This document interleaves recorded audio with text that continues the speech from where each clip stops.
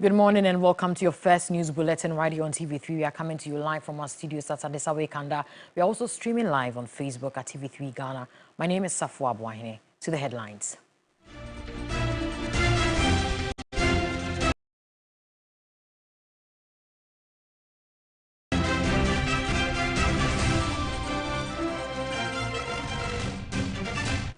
Speaker of Parliament Alban Sumana, henceforth government takes on the judiciary and the executive arms of government on what he says is a collusion between the two-party, two-weekend parliament. Chief Whip of the NDC caucus in Parliament, Kwame Govins-Agboja, says NDC MPs will return to Parliament today as the majority side.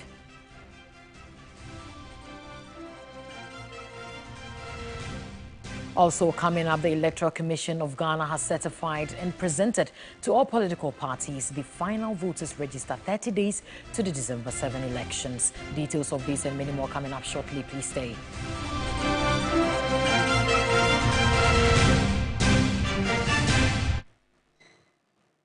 Let's go to Parliament. Alban Gbagben has broken his silence after the Supreme Court rejected his decision on the declaration of 4 seats in Parliament as vacant.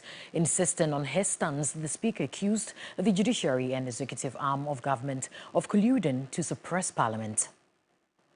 Unwavering resolve, the Speaker of Parliament is pushing back against the recent Supreme Court ruling. First, urging Ghanaians not to panic over what some perceive as a constitutional crisis, a direct response to comments made by the Chief Justice Gertrude Tokonu. There is no constitutional crisis in this country. The Parliament of Ghana is alive and working. Let nobody mislead, misinform, or disinform you and the country.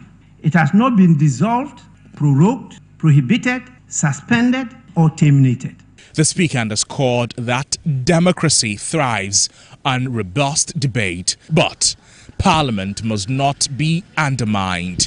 He's calling out what he sees as interference from the judiciary and executive, warning of a power play threatening to erode Parliament's authority. The democratic system we adopted and enacted recognizes that in the course of operationalizing the system, disagreements will occur and challenges and problems will arise. Recent acts of the judiciary and executive, and I see them as interference in the workings of Parliament, pose a direct challenge to the essence, jurisdiction, authority, powers, and functioning of the esteemed institution of Parliament. It is increasingly becoming clear the judiciary and the executive are seemingly colluding to weaken Parliament. Responding to claims that decisions by Parliament are not sacrosanct, Speaker Gbagben emphasized happenings in Parliament must remain in Parliament and should be a closed book. Happenings in Parliament must remain in Parliament. So the court must and has always been hesitant to interfere in the proceedings and decisions of Parliament. In a sharp critique, he noted that while the courts have acted swiftly, in this case, other pressing cases like the anti-LGBTQ bill await resolution. He urged the judiciary to be consistent. Consistency is not just an ideal, but the foundation of life. The court cannot enjoin 4 members of Parliament from serving their constituents for 12 weeks, but was very eager to deny the constituents of Asen North their representation because of the issue of allegiance. The court cannot deny the constituents of Sal the sanctity of representation for years. The Speaker ended with a call to unity and faith. Noble Crosbyanen, Parliament House, Accra. The Executive Director of Africa Center for Parliamentary Affairs, Dr. Rashid Rahman, says until members of Parliament stop pleasing the executives, other arms of government will continue to interfere in the affairs of the House. Well, I will not give any merit or otherwise of the comments. All I can say is that, whatever happens, I think it's Parliament that has brought itself to this situation. I mean, members of Parliament are not united. It looks like, government after government, they are want to please the executive and not, build the institution of Parliament.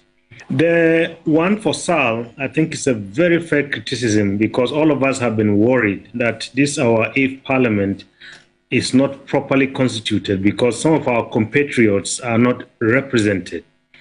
As for the Jachi case, I think I'm unable to comment on that because, it's very, very political. I mean, even if there are kind of legal underpinnings to it.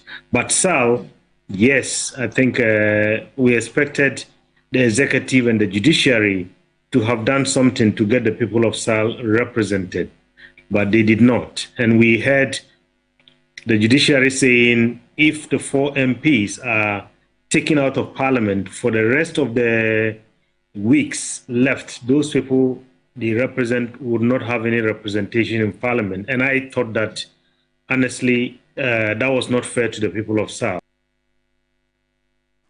Let's still stay in Parliament because the chief whip of the NDC caucus in Parliament, Kwame Gavin-Agboja, says the NDC MPs will not be intimidated in any way and by anybody. He insists the NDC MPs will return to Parliament today as the majority side. He spoke when the NDC vice presidential candidate, Professor Jane Anopokwajiman, visited Adaklu as part of a campaign tour in the Volta region.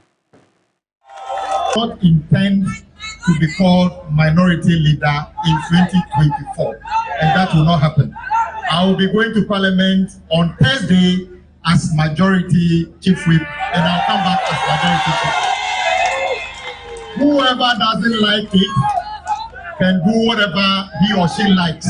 As far as I'm concerned, the 4 colleagues have actually vacated their seat in accordance with Article 97, and since they are not going to renege on that decision not to contest, they are no longer valid members of Parliament.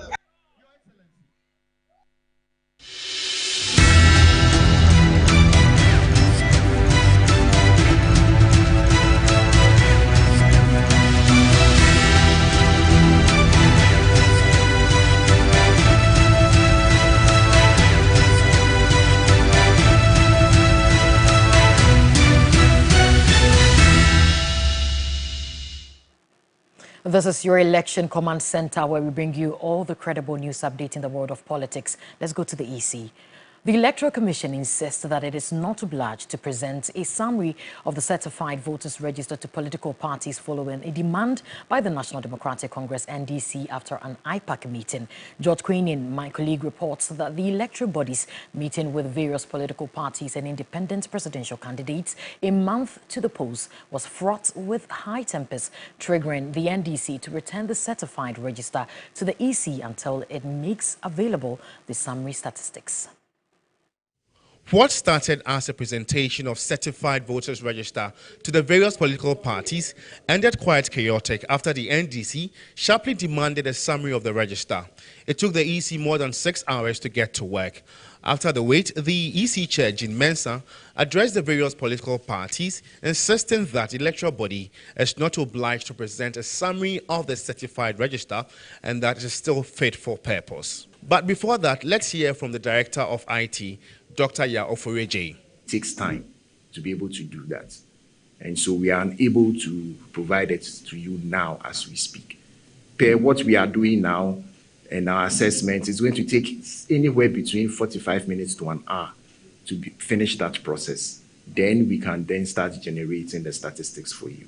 As a commission, we will take our leave now, and it's up to you to keep it or return it, but it is a certified true copy of the register. You cannot hold us to ransom. We are not obliged to give you a summary. This has been the practice since 1992, and it is out of, the spirit of transparency and responsiveness, as I mentioned, that we are providing those summaries to you. So as we indicated, we will notify you tomorrow, and we will send the summaries, I believe, that by soft copy. Those who return their own, when you get the summaries via WhatsApp or email, you can come and pick up your certified register. Some parties opposed this, but the NPP agreed on giving time to the EC to do the needful. You need time to work out this. Some said they will return their guide. On the part of New Patriotic Party, we keep our guide. The largest opposition party, NDC, returned the certified register, demanding the summary comes with the register. We are not going to accept this. You cannot force anything on her. And say who is holding it? She is holding Ghana into ransom. For more than 6 hours, she held you to ransom. To come and now use that kind of thing on you and telling you that if you want, you can go. We can have, yeah, we've handed it to her. She can keep her Electoral Commission. We too are major political party. We'll see who is who. We wait to see what happens next whilst the EC prepares a summary for the political parties in the run-up to the December polls. George Queening, TV3 News, Electoral Commission Headquarters, Accra. To the camp of the NPP, now a flag bearer of the New Patriotic Party, NPP Dr. Mahmoud Bawumia has promised the people of Kwabre East in the Ashanti region of constructing their astroturf and fixing their roads. Addressing party faithful, Dr. Mahmoud Bawumia said a vote for him will ensure massive development in the constituency and the country. And I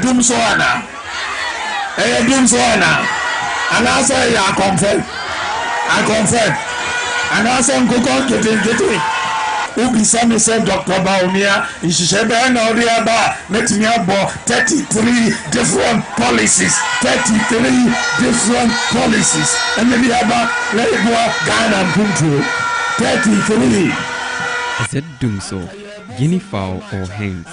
I am not president, but a vice president. If you ask me any policy I have for you, I can list 33 of them. If it was a football match, the scores would be 3-0. Now he wants to come back as president. We want to move forward and not backwards. Uniform, no? Right here in Ghana, your tailors, your factories, your best uniforms, no? Now you uniform, we will buy Ghana first. This will provide employment and revive Ghana. I want you to get employed through digital skills. We will train all Kwabre East youth digital. And now digital. Kwabre East. Number 1, Ninjindi said, "Obi betina the title raising more." Ninjindi. Kwabre East, I am number 1, and I do not think you want to lose that title. God willing, if I become president, I will fix the roads, provide astroturfs, so that I can prove to you all that I am truly number 1. Let's go to the NDC camp now, and the National Democratic Congress NDC Vice Presidential candidate Professor Jane Opoku-Agyeman has charged the people in the Volta region to reject the NPP on December 7. During her campaign tour in the region, she said the NPP has nothing to show in 8 years in terms of development.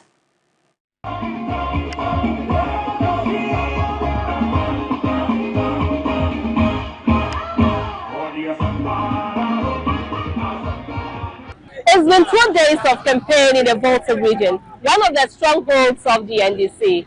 The NDC Vice Presidential candidate, Professor Jane Opoku-Agyeman, and the team campaigned in 11 out of the 18 constituencies in the region. Former national chairman of the party, Samuel Ofosu-Ampofo message was here: vote out the NPP, bring the NDC John Dramani Mahama back to reset the country. We have a president who wants to be references. We have a president who goes to traditional areas and force traditional leaders to take up the place. No. We have a leader who is coming. Talk about our respect the vision of policy and traditional leaders. The NDC Vice Presidential candidate, Professor Jane Opoku-Agyeman, urged voters to choose the NDC. Let nobody ever say that the NDC neglects a stronghold. The other party that is claiming to come here, be very careful. Their own stronghold is crying that they have not done any roads, they have not brought any schools, they have not brought any water, they have not brought any clinics, they have not done any hospitals. They have not done anything for them. And you think they will leave them to come and do it for them. We bring good news. We are interested in the children. We are interested in the youth. We are interested in the children, so we don't want them to learn under trees. We build good schools for them. We are interested in our youth that don't have jobs, so we are bringing the 24-hour economy. The vice presidential candidate has since wrapped up her campaign tour in the region. Everything TV3 News, Volta region. Let's go to M for Change now, and founder and leader of Movement for Change, Alan Kwadwo has emphasized strongly his commitment to make the 5 regions of the North the food baskets of West Africa. Addressing the chiefs and people of Tamale, he said his government will ensure that the Tamale International Airport is utilized in the exportation of food from the North. Alan Kwadwo began his 4-day tour of the northern region with a courtesy call on the paramount chief of Tamale, Bupena Alhassan Abdullahi. And one of the first things that I'd like to assure you is that my vision is to make the 5 northern regions the food basket of the whole of West Africa. Because most of you gathered here are farmers. And it is very important that we take agriculture seriously.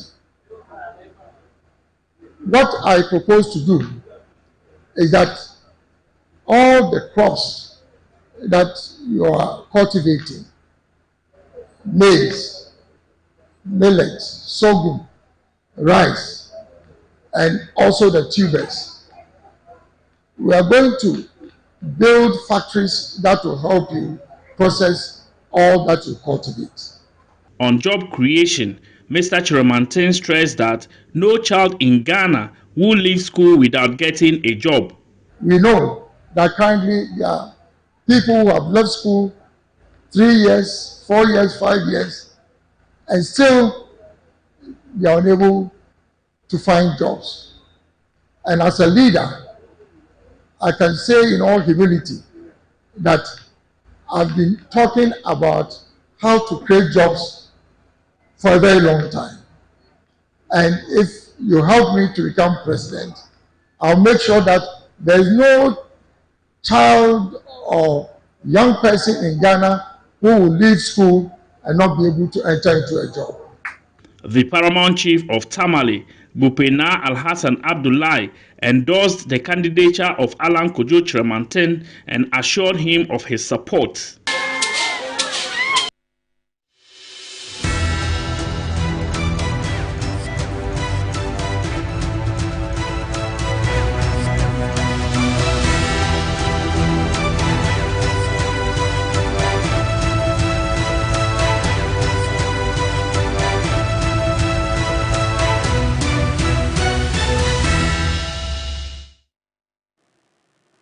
Away from politics and development, in Ghana is set to become more targeted from 2025 as the National Development Planning Commission works as a medium or on a medium-term national development plan. This new strategy will allow the government to design budgets based on specific community needs, aiming to empower local areas and enhance regional planning. Speaking at the policy launch, Acting Director General of the NDPC highlighted that the plan will guide resource allocation to priority sectors, aligning national goals with community resilience and growth objectives. Principal objective of that plan is to inform the national budgeting process. What it then means is that by July next year, 2025, all these things will have to be ready and inform the Ministry of Finance. We do it together with them in the budgeting processes. Now, it's indicative. It informs them. So technically, if we do it well, we can tell, for example, all the educational needs of, say, a district or a region like Greater Accra. We'll do for all the regions, all the agricultural needs. Now, that would then give an indication to Ministry of Finance. They can say, okay, if you put it together, maybe about 10% of our resources should go into energy, 5% should go into maybe trade and so on. So we are getting near accuracy rather than, sitting down and just on top of our head, oh, let's put 5% in. So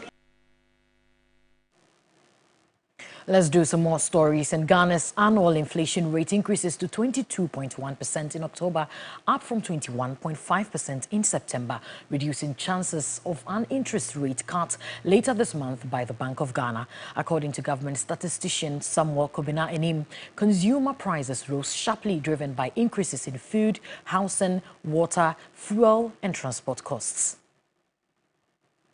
This marks the second consecutive monthly rise in inflation, reaching its highest level since June. That is also a 4-month high. We identified the items in the 307 basket that recorded the highest price changes for the month of October 2024. And 3 of the top items that recorded price changes for the month of October 2024 were dried pepper, beans, and ginger that respectively recorded price changes of 91.8%, 89.8%, and 78.2% for the month of October 2024. Yam with a weight of 1.6% that recorded a price change of 67.2% on a year-on-year basis, and tomato with a significant weight of 1.2% that recorded a year-on-year change of 50.2% for the month of October 2024. The development comes as Ghana's debt restructuring process reached a significant milestone last month,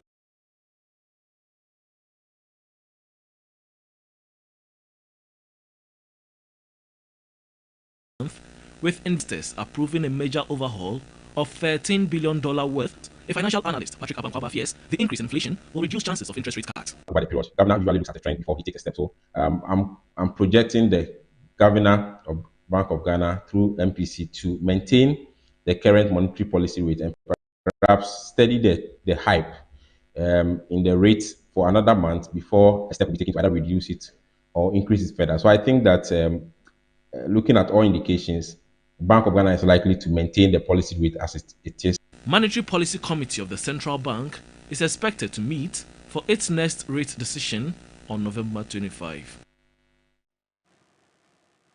Let's go to health. Sickle cell disease remains a major public health issue in Ghana, with over 18,000 newborns diagnosed with the condition annually.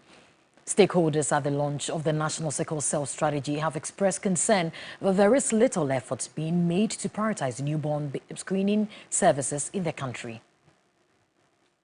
Research suggests that 1 in every 4 Ghanaians, representing about 25% of the population, is carrying the sickle cell gene. Kwiku Kwaten Yeboah has been battling the condition for over 45 years. He has concerns about the disease management in the country.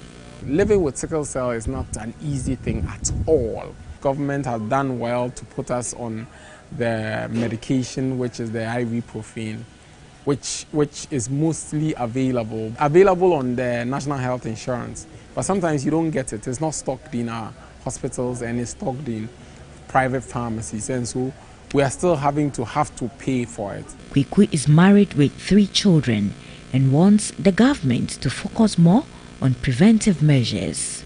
It was intentional finding somebody who would say yes to you, and then somebody who has the gene type to combine my sickle cell gene type so that I give birth to carriers. Most people who are carriers do not know that they are carriers. Test before they fall in love. When you are going into the first relationship, one of the things you should ask is, what is your gene type? Not what is your blood type. In a bid to improve the overall outcomes for patients with sickle cell disease, the government has launched a national sickle cell strategy. The strategy aims to strengthen preventive measures and reinforce genetic counseling in hospitals, communities, and churches. Now we have a strategy which will ensure that hopefully if we do things right, every newborn will get to know the sickle cell status. And then once you know the sickle cell status, you're able to link to care. Now the person or individual knows their status, and we prevent the next child from being born with sickle cell disease. The churches are the people, when they are ready to go marry, they tell them to go and check all these diseases, including sickle cell, before when they see that they have sickle cell, they tell them you can't marry. Is it at the right time? It's not, it's wrong.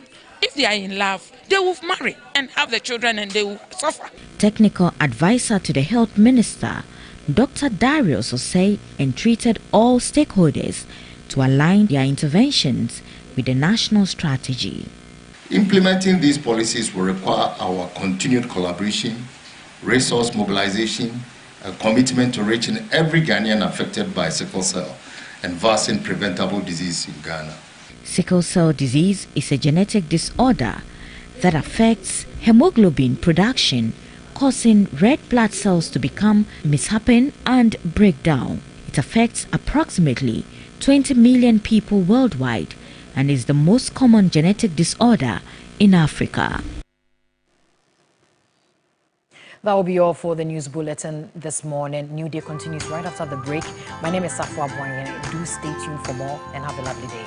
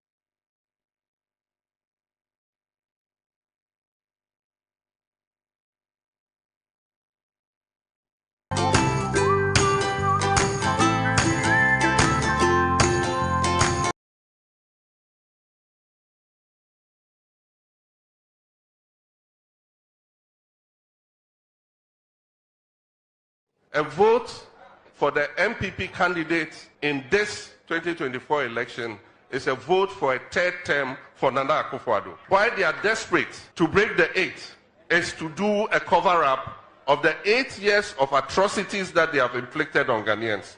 Stand this way. Go this way. Come this way. Vote John Dramani Mahama for president. Trustworthy, honest, and reliable. Vote for change. Choose the umbrella. Vote John Dramani Mahama and the NDC. You know, one bucket of Flamingo paint is equal to several buckets of any other paint brand on the market. Flamingo paint, superior durability, superior hiding, superior coverage. Flamingo paint, simply superior. You know, 1 bucket of Flamingo paint is equal to several buckets of any other paint brand on the market. Flamingo paint, superior durability, superior hiding, superior coverage. Flamingo paint, simply My head really aches, feeling cold and feverish. Ah, sorry.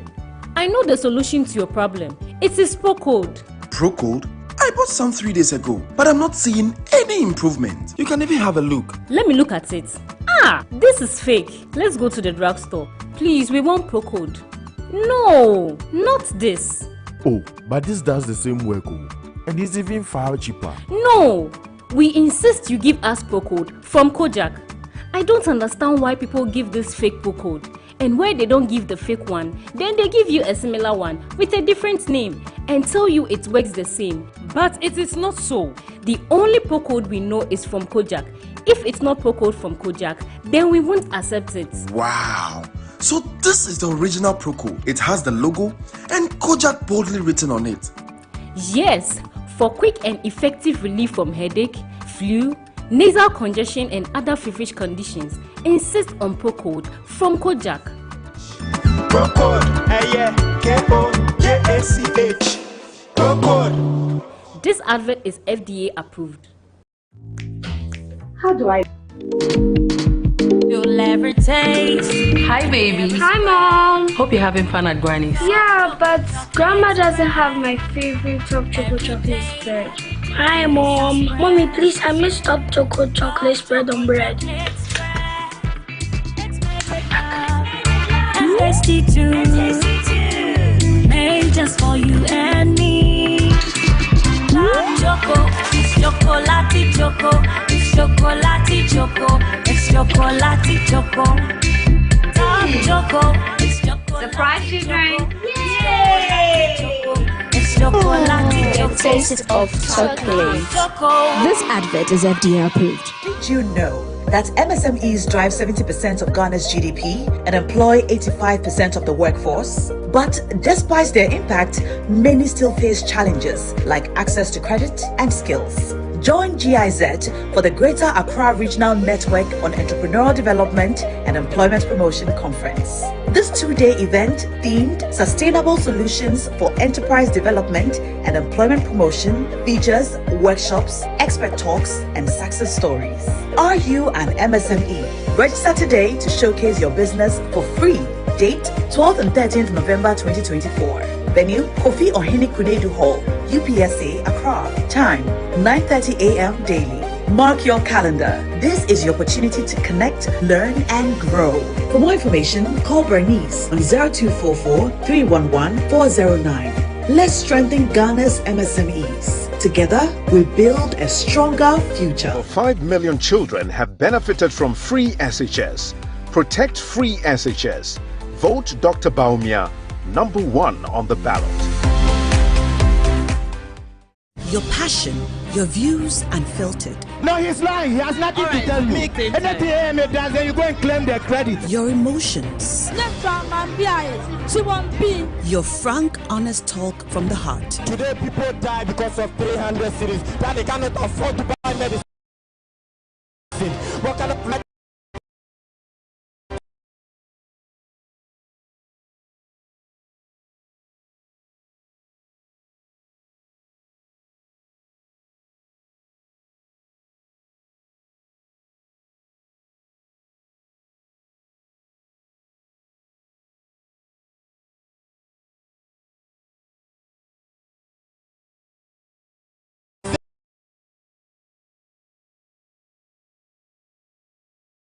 This is Community, the platform today. Team stands ready to deliver the news that shapes our lives. A team with truth, integrity, and unwavering dedication.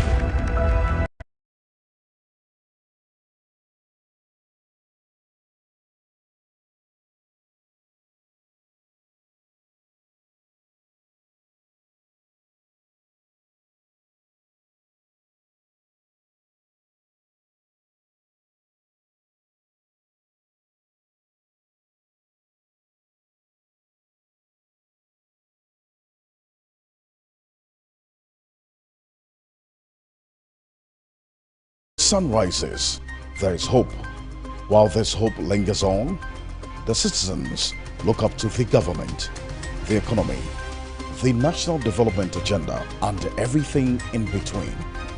On Ghana Tonight, it's our utmost priority to bring you insightful conversations on the economy, break down the biggest issues while setting the agenda for transformation and national development. The big and important stories are treated from the human interest angle, while the facts and the figures are painted with precision. So now, let's cut the convention and start the conversation here on Ghana Tonight. I am your host, Alfred Okamse.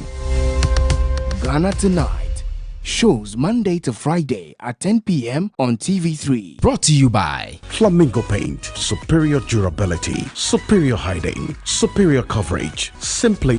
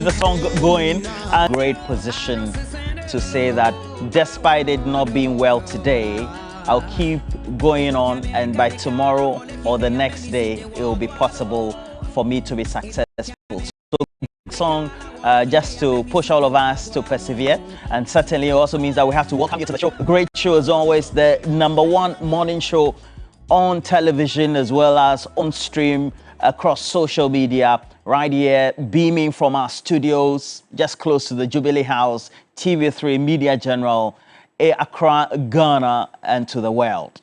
TV3 New Day is welcoming you, as well as telling you that we are your election command center.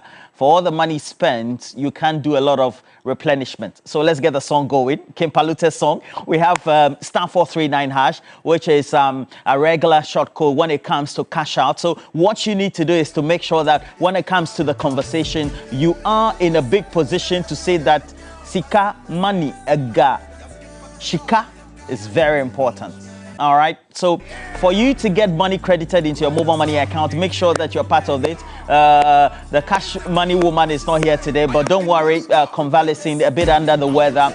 And Cookie, we wish you speedy recovery as it is. But if you're able to bump into the studio too, we'll love it as well. But, you know, as it is, please, star 439# is your short code. Make sure you keep cashing out because we promise to give you 1,000 Ghana cedis for each of the draws. We're going to make it about 4,000. And incrementally, if the tickets keep coming in, we'll even could make it about 6,000 to do their bidding or abusing their status quo or the rights that are enshrined for the legislature in that constitution. What do you make of all the things that he said yesterday? So we'll be talking about it on big issues with our discussants this morning. We have the beautiful, intelligent women coming into the house, and so we'll have that great conversation. But before then, we would have had Johnny's Bite from the studios of 3FM 92.7, and certainly before then also we'll have a big conversation by a question of the day on the This Morning segment, where we're asking you, what do you make of the Speaker's pronouncement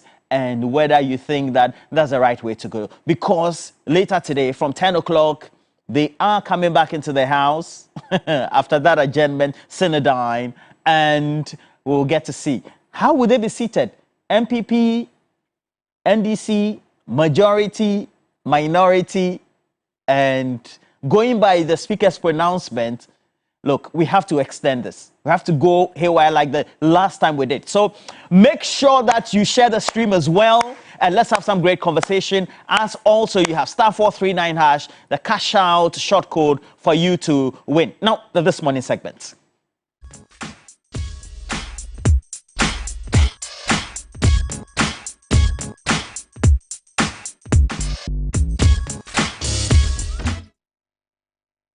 And already I'm getting a lot of comments as well. John Bosco Akotia, Nelson Akotia also saying, Chairman Riches Kokoti works with Aloworks, and good morning to you, and thank you for always watching us. But this is what the Speaker said.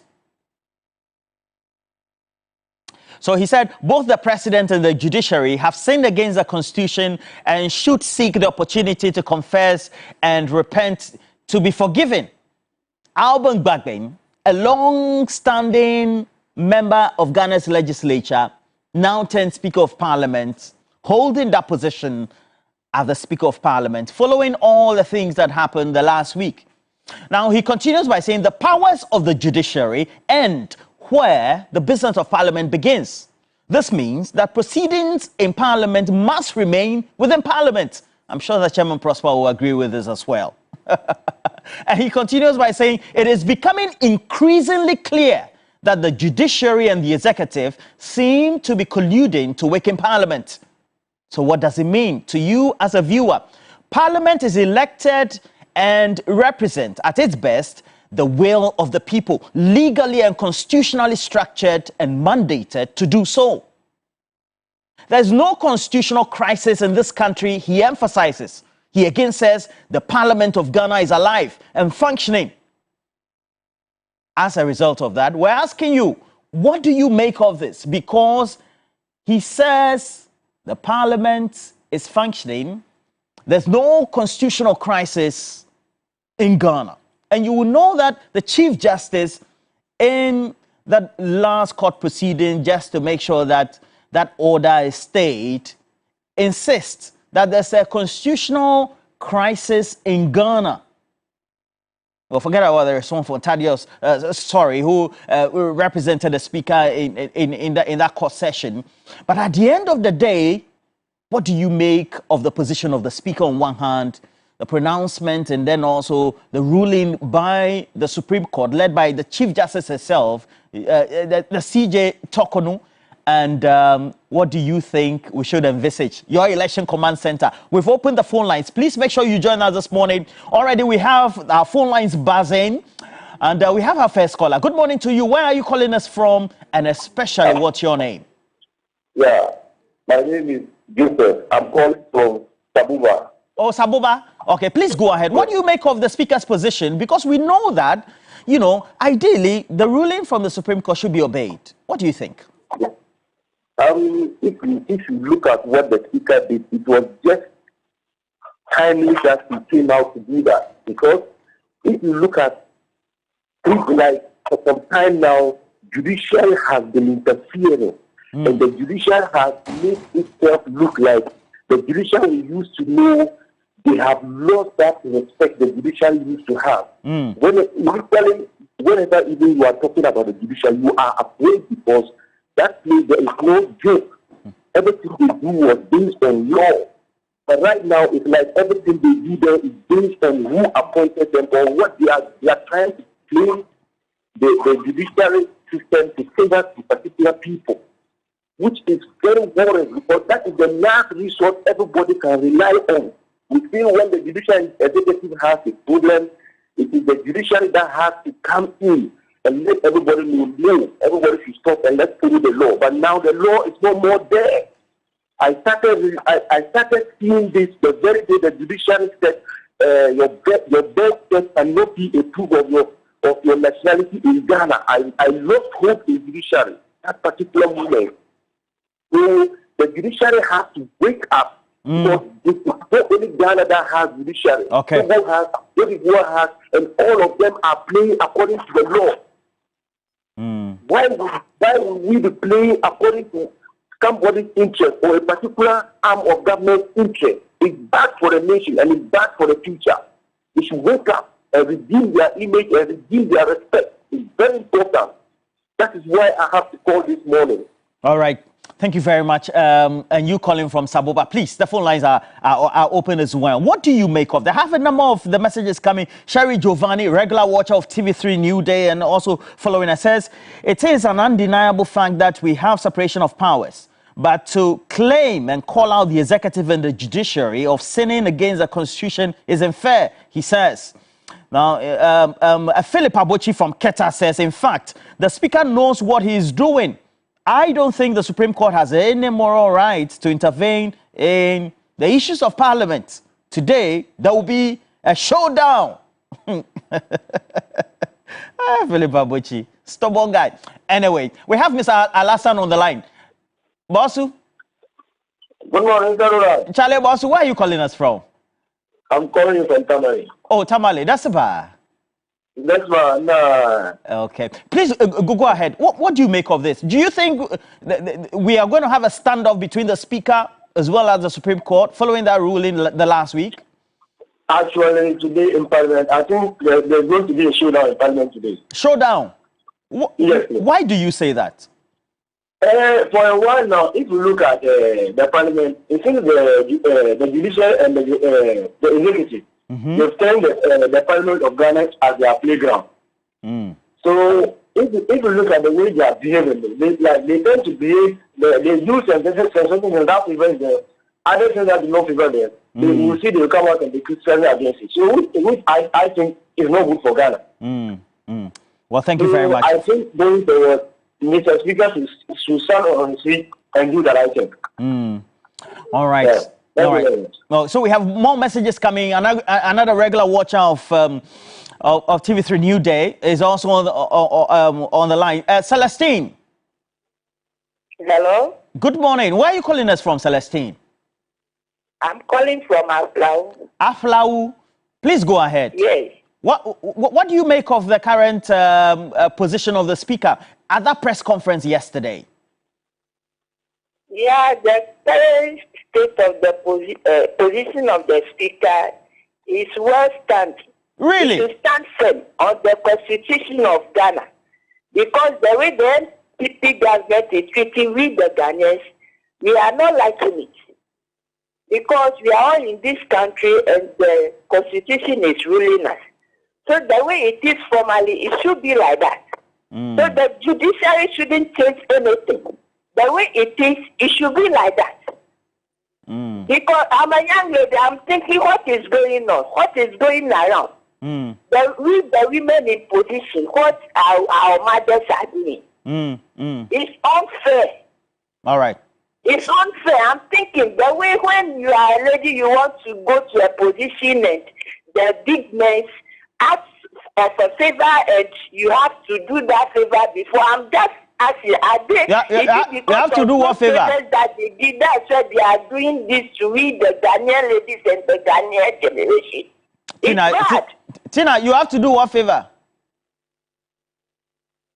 Well, so we have Mama War of the Asogli State. He says, also a regular watcher, of course, certainly. It says that, look, as traditional rulers, we also have a stake in how the country is ruled. We need that level of collaboration between all organs of state. And then the speaker, the president and the CJ must sit in camera and plan an amicable resolution to the current issue. And this one is coming from Parkwesi in Kufodia. Well, we have more messages. We'll read many of them. Jefagomashi, good morning to you, Member of Parliament. They cannot fill the cylinders up. LPG, 14 kg, is 270 Ghana cedis. How do you want people to be able to afford it? I'm asking a question, a simple question. How do you want people to be able to afford it? How? How do you want people to be able to afford 14 kg of LPG, liquefied petroleum gas, at 270 Ghana cedis? How do you want people to be able to afford it? So all the efforts we are making, cylinder recirculation, we are planting trees, we say people should not use charcoal, we are trying to say don't use firewood, etc. People will go back to those things because they cannot afford 270 cedis. And I had a shock of my life yesterday when I saw it. 270 Ghana cedis. So if somebody is paid, what do you call it, 700 Ghana cedis, 800 Ghana cedis, if the person is an NSS person, for example, or a NAPCO person, for example, how do they survive? 14 kg, let that sink in. 14 kg of LPG is 270 Ghana cedis in Oman, Ghana. Find me in another tweet. And there's a mistrust. This was what Nanado said on the 6th of December 2016. Shanekete 12:42 a.m. In fact, it's midnight, 12:42 a.m. He says, many of you have lost trust in politicians because of broken promises. But I want you to give me the opportunity to serve you differently. Many of you, it's a Thursday, we're throwing back. Many of you have lost trust in politicians. And when you speak to a lot of young people, they say, oh, I'm not going to queue to vote. I don't trust the politicians, blah, blah, blah. Nonado said, because of that, give me the opportunity. Let me serve you differently. Come to me. Now, can we ask our president how differently he has served us? Can we honestly ask and be sure that we will get an answer how differently our president has served us? How different has he been from his predecessors? From the Jerry Rawlings era, to the J. Kufuor era, to the John Mahama era, to the Atta Mills era, to the John Mahama era, and to his era. How differently has he served us? If you like, you can extend it, go back into the Liman era, do the Buzia era, do the, Kwame Nkrumah era, do the military interventions that we had, unnecessary military interventions. Go back and do it. How differently has our president served us? And I'm asking this question because, show me the doors that have been locked. I'm asking this question because this one, yesterday, the TUC and the unions at ICO, they had cause to go and lock the doors. And they say no entry for Alegibam. Closed until new managing director is appointed by the board of directors. I've spoken about this man for God knows how long. I've shown you documents, etc. The presidency doesn't seem interested to be able to enforce it. When the president had the opportunity, he immortalized himself. Show me the president's statue. He immortalized himself by having a statue. Same thing happened at the Yoko. Our president immortalized himself in the Western region. They put a statue up there and he immortalized himself. When J. Kufuor gave himself the gold chain, People complained. He gave himself the award, order of whatever. People complained. And he said, oh, give me an opportunity. Let me serve you differently. Now, before the man leaves, he is immortalizing himself. He is doing statue. He will not wait for people to do the statue. He himself is unveiling his own statue. The president is unveiling his own statue. He is endorsing his own self and immortalizing himself. I'm sure if he had the opportunity to canonize himself, he would have called himself Saint Akufo-Addo. Let's go back to Alegibam. There's a letter, and that's the man. And everybody, it's strange how put the man's picture up there. It's strange how the man, one man, the presidency has written to him, and the presidency has proven that they have no power and authority. The man was supposed to have left office on the 7th of March. Today is the 7th of November. So 7th of April, 7th of May, 7th of June, 7th of July, 7th of August, 7th of October, 7th of September, 7th of November. He's still there at post. He says, nobody can sack me. And the regional minister had the shock of his life when he thought that he was shielding the man up to some point. The man says he will not go anywhere until the MPP goes into opposition. The words of the regional minister. Let's read the letter. This was a letter that Dr. Bonaventure Benedict Alegibam wrote to his predecessor.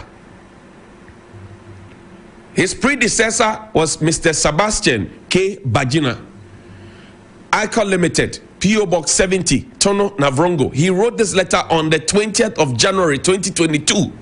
Listen to the letter. He says, compulsory retirement. We wish to notify you that by our records, you were born on 31st May 1962, which means you will attain the compulsory retirement age of 60 years on 31st May 2022.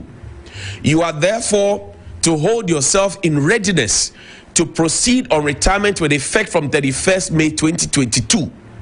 You may also proceed on any outstanding leave within the last 2 years prior to your retirement. We count on your usual cooperation. Thanks, yours faithfully, Honorable Dr. Bonaventure Benedict Alegibam, Managing Director. He wrote to his predecessor to tell him that your time is coming.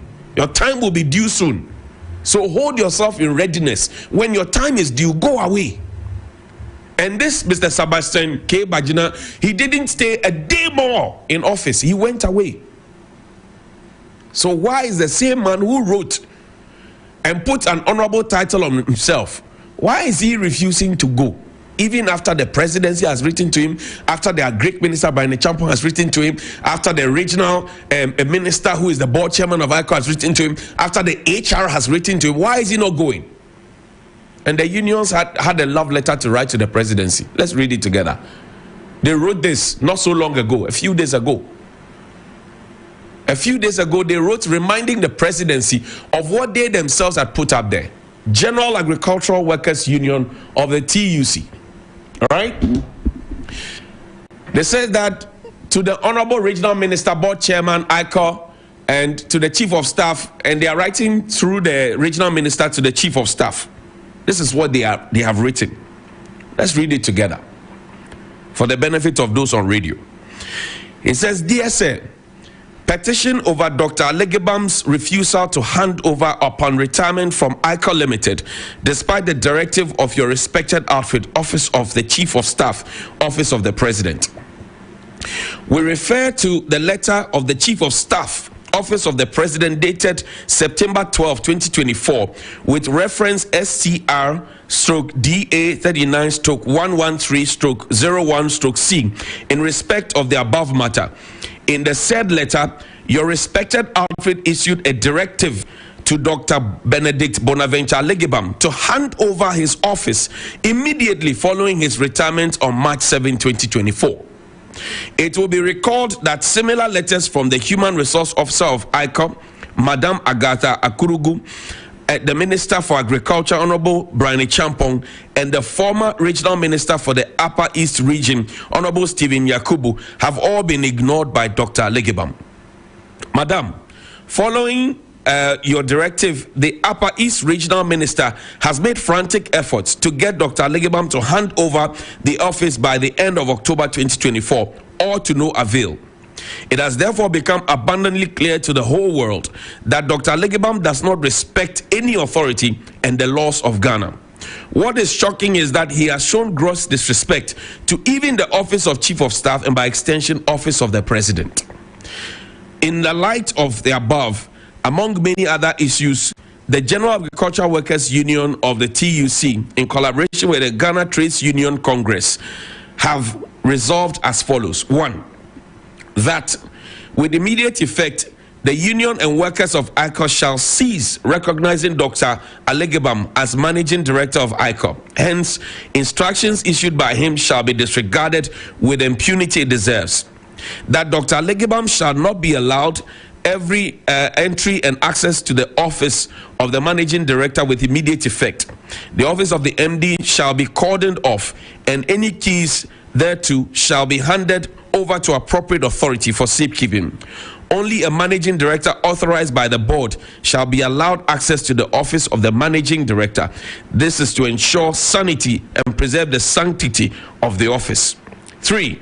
The board should immediately appoint a suitable replacement to Dr. Alegbam, incoming managing director, to take over. This is a sure way to bring closure to the impunity. 4. We call on the regional minister to ensure that the company's bankers cease recognizing Dr. Alegbam's signature in respect of any expenditure or transactions. Furthermore, all financial handles controlled by Dr. Alegbam should be blocked with immediate effect. 5. Dr. Alegbam should be made to return the company vehicle along with all company property in his possession into the company. 6. Dr. Alegbam's sister board secretary, who was brought in by him against established practice and convention, should be made to step down since her appointment has not been validated by the Ministry of Food and Agriculture, which is the administrative body that facilitates the constitution of the board. And any other board member who has retired from the institution he represents should also be made to step down and give way for that institution to reappoint someone else from the institution who is still in active service to properly represent them on the board. This is the established practice. 7. By copy of this petition, we invoke the authority of the Economic and Organized Crime Office and the Office of the Special Prosecutor to investigate all expenditures and other financial transactions executed by Dr. Alegbam during the period March 8, 2024 to October 31, 2024. All signatories to the company accounts must desist from signing checks or approving transactions with Dr. Alegbam as or aiding his illegality by sending company cash to him upon his request. Any such officer or officers who do contrary to this should be made to suffer the penalty for it. 9. Dr. Alegbam should be held solely responsible for any mishaps that may result from his attempt to re-enter the office and any danger posed to workers of ICO. 10. The disrespectful conduct of Dr. Alegbam must be stopped now in order to redeem the image and dignity of the most revered office of the Chief of Staff, office of the President. We hereby give assurance that we, the workers, are determined to work to the best of our abilities and in partnership with farmers, our clients, to ensure the objective of government for investing in ICO is achieved. The company's growth and development is in limbo with Dr. Alegbam's continuous stay in the office. He has exhibited poor working relationship with all the stakeholders of the company, that is workers, farmers, etc. Finally, we submit ourselves to supporting the board to resolve the matter once and for all. We count on your prompt action on this matter. And look at all the signatories who have signed this and copied to everybody who needs to be copied. And the question is, why allow one man to hold the whole country and the presidency ransom? Why? When I tell you that we are not being governed, you say, no, this man doesn't like the government. But this is empirical evidence with the videos. There's a video of Dr. Alegbam telling the people that nobody can sack him. Play Play the video for me. Find that video and play for me. One man. And many other people have suffered this. Adams, we're not here for rhetoric. Okay. We're not here for rhetoric. If you want to start, we'll start from another end. When the day comes, we'll start. Okay. But I'm saying that management gave an invitation letter to Sebastian Achebase as a staff of ICON.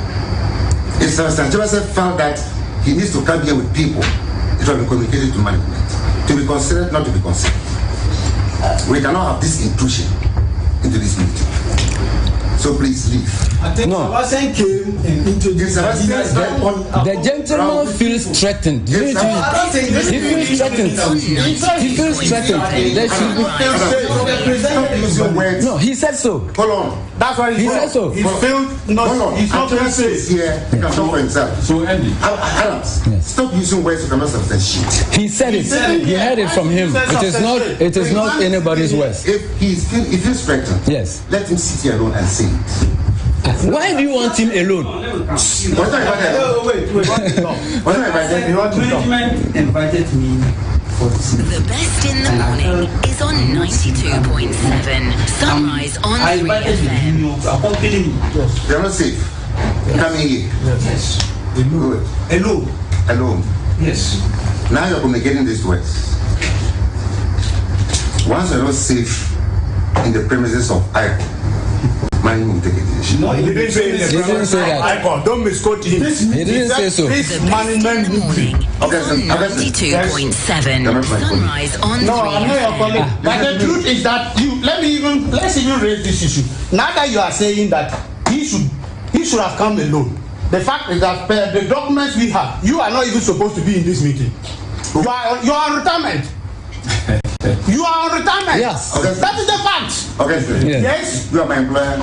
I'm not your employer, but your employer has given you a letter that you should be on retirement. Can you produce that letter here? Oh, I have that letter here. Produce it. I will produce it like the way you have refused to produce the one they have given you the contract extension. I'm not going to produce it. I refuse to produce who? To whosoever you are supposed to produce to who? I don't know. Your employment letter was delivered to the office. It was delivered to ICON. That one is not delivered to ICON. You know what? Yes. You have no capacity. You are not in any position to question my status in the ICON has capacity. Your employment letter was delivered here. We are not. We are. ICON is not you. The welfare of the people. No, I mean. Please, can you excuse us? Let's do it. Please. It's because look, MD, like he's saying, if you were to accept your retirement, we have people equally capable, qualified, who can take up this position. He is there. Nobody is there. Embrace your retirement and leave. That's all. Okay, sir. Okay, sir. You have to be very careful the comments you pass. That's why I'm very careful. That's why we think that this thing, when you were in active service, you were doing these things to us. Yes. Everybody has suffered in your hands. To you. All of us. We all suffered in your hands. Suffered under your hands. Many people have suffered in your hands. Now you are on retirement. You still want us to be suffering like that? People. What is that? You still want us to be suffering like that? Adams, it's not anywhere. I am well aware that most of you are looking for my bag. Nobody's looking for your back. Nobody's looking for your back. Why should we look for your back for what? Let me tell you. Yes. I know and I saw messages passed across. I'm not saying anything. I'm saying that in what capacity are you standing to question my employers? Sunrise on 3FM. But are you also questioning the agric minister's the agric minister? You are questioning his capacity. The agric minister. Yes. You think the agric minister is not lack capacity to write to you? Adams, you know what? Yes. You cannot question me on that. But you can question agric minister. Why? I can question. You can question agric minister. I can question. You can question agric minister. Why? And you think we cannot question you? Why do you think you should go and retire? Let me tell you something. Oh no, he said you can question agric. We are all serving Madagascar. Why he asked him to go home? But nobody can question him. Why he is saying God bless our motherhood. Ghana. We will resist this oppression's rule. That is it. If you have the capacity to question the agric minister, saying that I employ you Your employment passed through the agreement, minister. And help us to resist oppression with all our will and might forevermore. It won't happen. And help us to resist oppression with all our will and might forevermore. And help us to resist oppression with all our will and might forevermore. Not today, not tomorrow. And help us to resist oppression with all our will and might forevermore. Oh, that doesn't sack me from my Oh, we are not sacking. We don't have the capacity to sack. That is beautiful one year. Beautiful 1 year.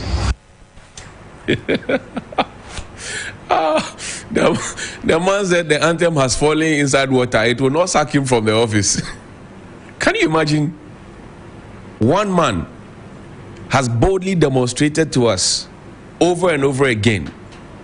In fact, the March 7 date I'm talking about for 2024, right, was 3 months extension of the original retirement day. And after March 7, one man has boldly demonstrated to us how weak our government and the leadership of the country is. They have told us that the people who are leading us are weaklings.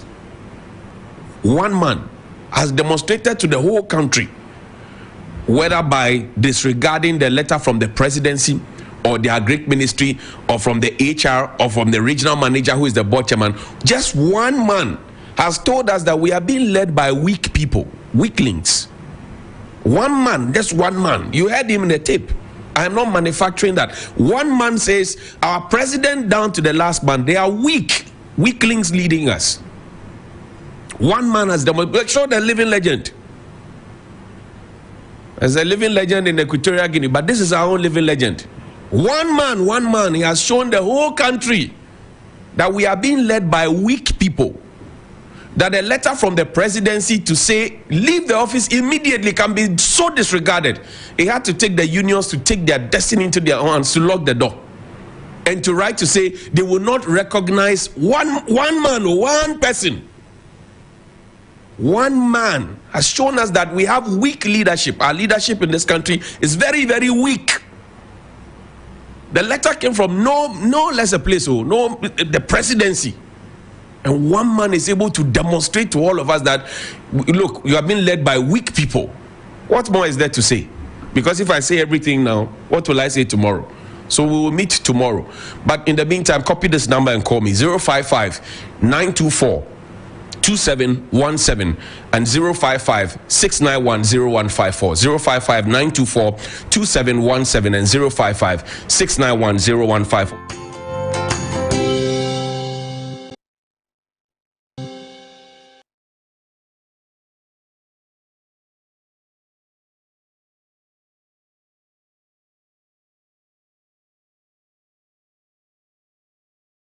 Over 5 million children have benefited from free SHS. Protect free SHS. Vote Dr. Baumia #1 on the ballot. Introducing Rexona Non-Stop Protection 72-hour antiperspirant with breakthrough microtechnology that forms a stronger sweat barrier. Tested to the limit, even during the most intense workout. Still clean, dry, and fresh for longer. Try the new Rexona 72-hour non-stop protection for clean, dry, and fresh underarms every day. I'm Ghanaian, and I love luxury acrylic paint, and I love democracy.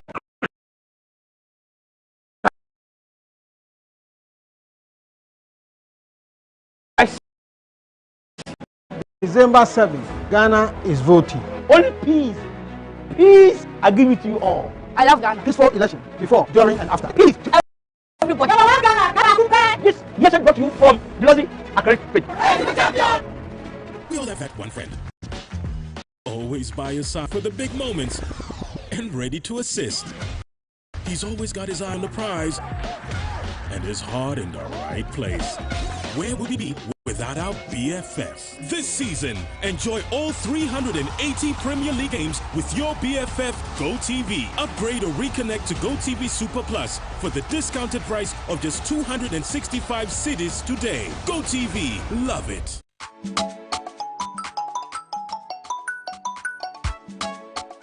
Hey, Ma. How are you and the kids? Grandma, I miss you.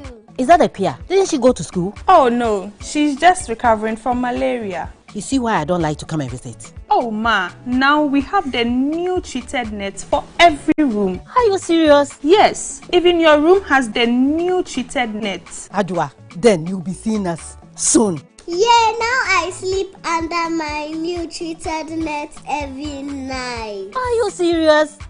Your insecticide-treated net now comes with a new type made for your sleeping comfort. The new net is very strong, highly resistant and just as effective. Remember, a treated net is better than no treated net. Sleep under it every night and throughout the night to avoid malaria. Let's come on board Good Life to eliminate malaria now. Good Life, live it well, it's an everyday thing. This message is brought to you by the Ghana Health Service and partners with support from USAID and the US President's Malaria Initiative. Ready for school? Yes! My champs, they use a lot of energy at school. I know because imagine the energy they may have used up to return home this transformed every day. Your champs need nourishment and energy. Give them the Milo Energy at breakfast, now with vitamin D that supports energy release to help their daily performance. Milo, energy to go further. This advert is FDA approved. Oh, Mansa, what is happening? Sit down. Mansa, why is your shop so empty? You have reminded me of my sorrow. You were with me when I went to the bank for a loan to establish this place. The bank is chasing me for their money now. The interest alone is 40% every year. I can't restock because of the exchange rate. Today the dollar is 15, tomorrow 16, and it's even getting to 17. Why? The price of an item, 1 cedi today, 10 cedis tomorrow. The numerous taxes, high electricity and water bills are killing me. I can't plan. I can't save. I can't even repay my loan.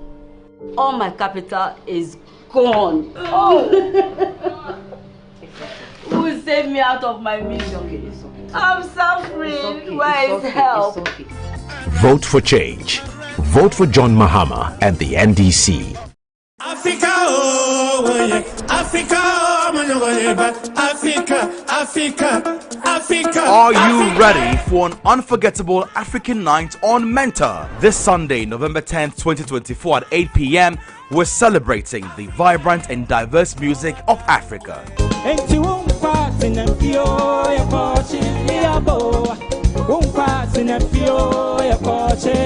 Our talented contestants will pay homage to legendary African artists, delivering powerful performances that will take you on a musical journey across the continent. At least 2 contestants will say goodbye. Cast your votes for your favorite contestant before 7 p.m. on Sunday, November 10. Mentor, the world awaits you. Mentor 13 is powered by Shaltox Lozenges. Sponsored by Darling Lemon Drink, Darling XYZ Wine, Blue Jeans Energy Drink, Enapa Foods, Frutelli Calipo, Obuasi Nubunawo Mwanka.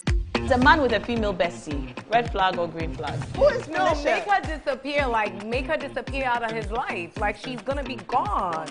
Like, gone. Red flag! Exclamation mark 3. So Sheena cannot be your bestie. If I have a oh my God.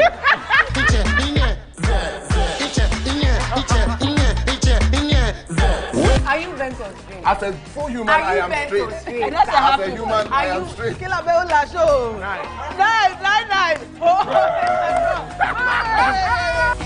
Just As Tonight shows Fridays at 8 p.m. on TV3. Brought to you by Onga, Betway, Frutelli Calipo.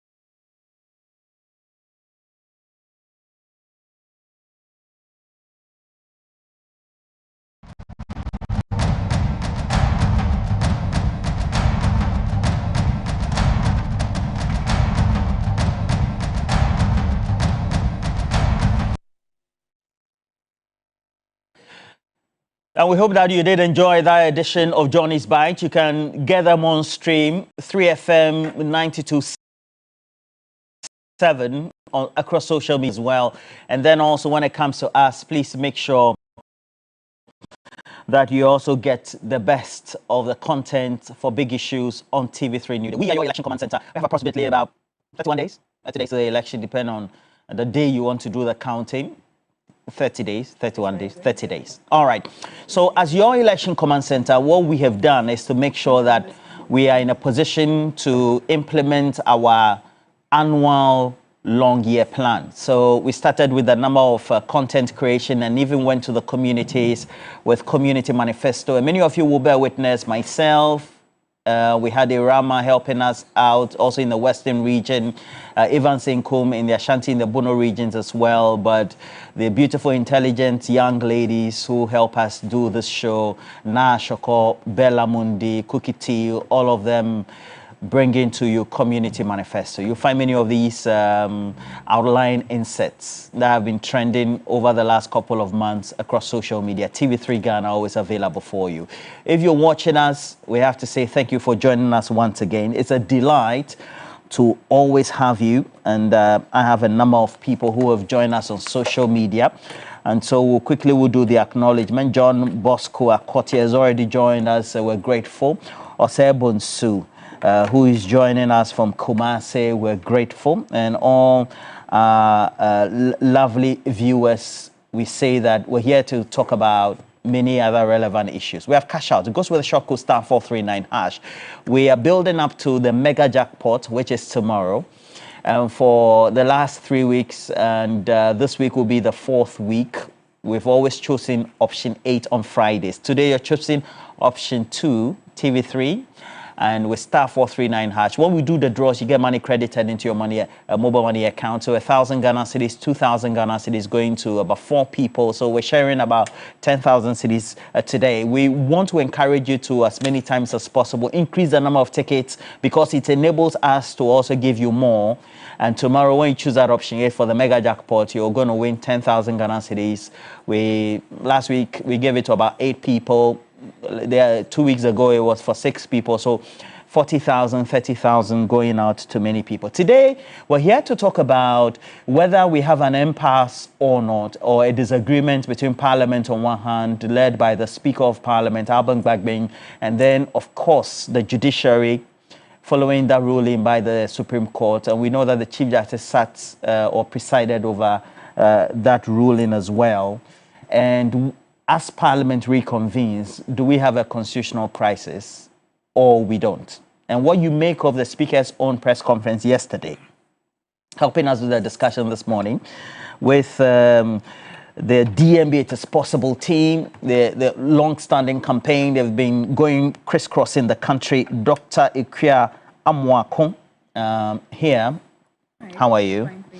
Rodalyn Ayana is with the Alliance for Revolutionary Change, long-standing. When I knew her, she was a member of the CPP at the time. We used to do some great political discussions. Ro, Madam Ro, how are you? I'm fine, thank you. Nice to have you once again. I'm well, Charlie. We did talk. After all the press conferences and the rulings from the Supreme Court, what can we do?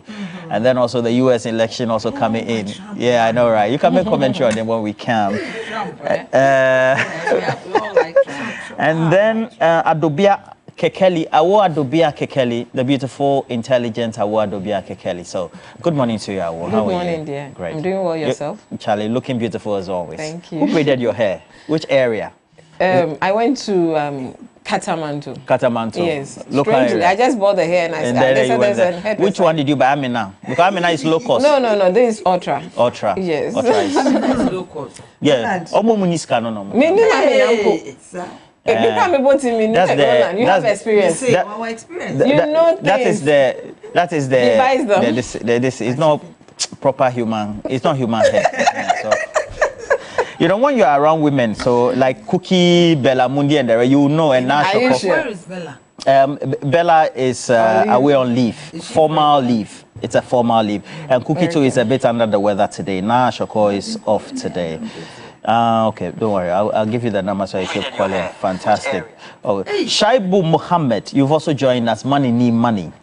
Evans, I see Prince Ofosuwari. Please, Evans Eben Samba, Kwesi Mensah, who voted for Kamala Harris in the United States of America. All the migrants, the U.S. citizens who are of Ghanaian descent, voted for Kamala, including Dr. Carl Domenyo and the wife in North Carolina, especially Charlotte. They voted for Kamala.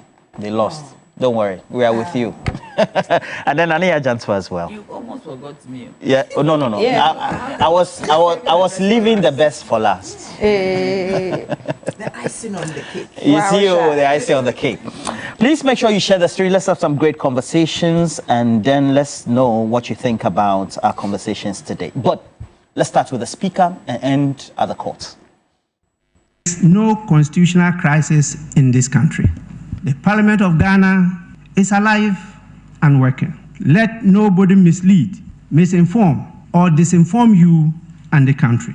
It has not been dissolved, prorogued, prohibited, suspended, or terminated. That system we adopted and enacted recognizes that in the course of operationalizing the system, disagreements will occur and challenges and problems will arise. Recent acts of the judiciary and executive, and I see them as interference in the workings of Parliament, pose a direct challenge to the essence, jurisdiction, authority, powers, and functioning of the esteemed institution of Parliament.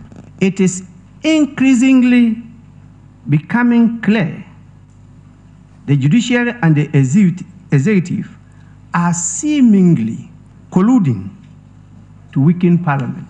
Happiness in Parliament must remain in Parliament. So the court must, and has always been, hesitant to interfere in the proceedings and decisions of Parliament.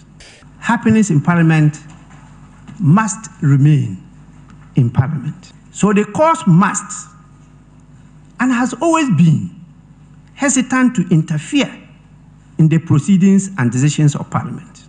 Consistency is not just an ideal, but the foundation of life. The court cannot enjoin 4 members of Parliament from serving their constituents for 12 weeks, but was very eager to deny the constituents of Asen North their representation because of the issue of allegiance. The court cannot deny the constituents of Sal the sanctity of representation for years.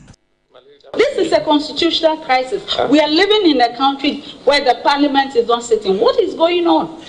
I'm not too sure that this suit is to enable parliament sit. It's to declare. Very well. Yeah.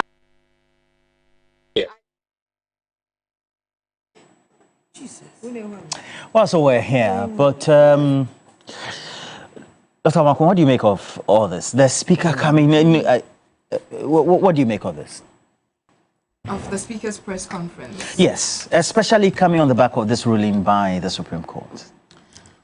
So first, the first thing I took out of his press conference that, wasn't quite clear to me was the assertion he was trying to make that since a few constituencies have been disenfranchised in the past, which is unfortunate, we should allow it to happen again. I don't see that. I didn't expect that from a lawman of his caliber, because one injustice has been allowed to happen in the past. I don't see why we should allow for it to be repeated in that manner. The issues going on with the Supreme Court and Parliament seems to be bothering more on political rhetoric and push and pull than what the issues truly are. We all know that Ghana is a country that abides by constitutional supremacy. It is clearly enshrined in our constitution, which you have in front of you. I think when you open the first page of it, Article 1, it's quite clear. We can even read a bit of it, that we practice constitutional supremacy. So there's no doubt about that. In the same constitution, it is clear who has jurisdiction over matters of declaring seats vacant in the first place. Article 99 is very clear on that. Let's just take some time to quote it so that viewers are following us. I can read it for you. Yes, please do that. All right. So it says that the High Court shall have, it talks about the jurisdiction, and then also determining any question whether a person has been validly elected as a member of parliament or the seat of a member of parliament has become vacant. And that's the constitutional article you make reference to, yes, right? 99. Who has jurisdiction? Yes, the High Courts have an original jurisdiction. What happened in all of this is an act by the opposition to declare 4 seats vacant. You mean the NDC side of the house? Yes. Yes, the opposition to declare 4 seats vacant. Seats that, I mean, if we were to hold election today, we can go and look at the results in, even for MENA, where the parliamentary seats went to the independent candidates. Nana Addo Dankwa, the president, had over 70% of the vote there. So it is clear what the people in Fomena want, because they went to the polls and they selected a leader for that. In Agona West and in Suhum, you can also go and check the statistics there. It's clear what the people of that constituency want. So for the opposition to try and use the constitution to go against the spirit of what the law was trying to do and disenfranchise 4 constituents amounting to hundreds of thousands of people, I don't see how that is right. And the MPP, being a party that believes in rule of law, exercising their constitutional mandate to seek interpretation of Article 97, I don't know how this issue has been blown so much out of proportion by the opposition, by some members of the media, because I don't know, Roland, what do you, isn't it clear to you that, I mean, the Supreme Court absolutely has the jurisdiction on this matter to be able to interpret Article 97? The Supreme Court is clothed with the power of exactly. So I don't understand I mean, it's the only body that the Constitution. So the question for today's show was something that the Speaker said: both judiciary and the President have sinned against the Constitution. So what's the judiciary's crime today? That's what I asked myself when I saw the question. The crime of the judiciary is for them to exercise their due jurisdiction on the issue and to be able to resolve matters. Is that their crime? They have not committed any crime. They are exercising, they are doing their jobs essentially. I don't see how the executive comes into this matter either, because I don't think they are even party to the suit. It's the Attorney General, Parliament, and the plaintiff, who is the majority leader on Abuafinyo Markin. So, Dr. Marco, do I get the understanding that clearly, when it comes to the MPP and the conversation on this very subject, is being reduced to a matter of the politics about MPP and NDC, instead of looking at an action that has been undertaken by the former speaker in the previous parliament, and so if it's replicated today, it's not wrong. Okay, so if by parliamentary proceeding, what I've been made to understand is that precedent there is not as binding as in the court of law. It's only persuasive. So if something has happened previously and it wasn't right, so to say, are we supposed to allow it to happen again? And you bringing this issue of 2020 up is very interesting, because we know a similar issue happened in 2012 when Honorable Joe Wise, he entered Parliament as an independent member, as an independent candidate, and at the end of that Parliament he sought to come back to Parliament as an MPP member of Parliament. At that point, none of this was triggered, right? So what makes it different?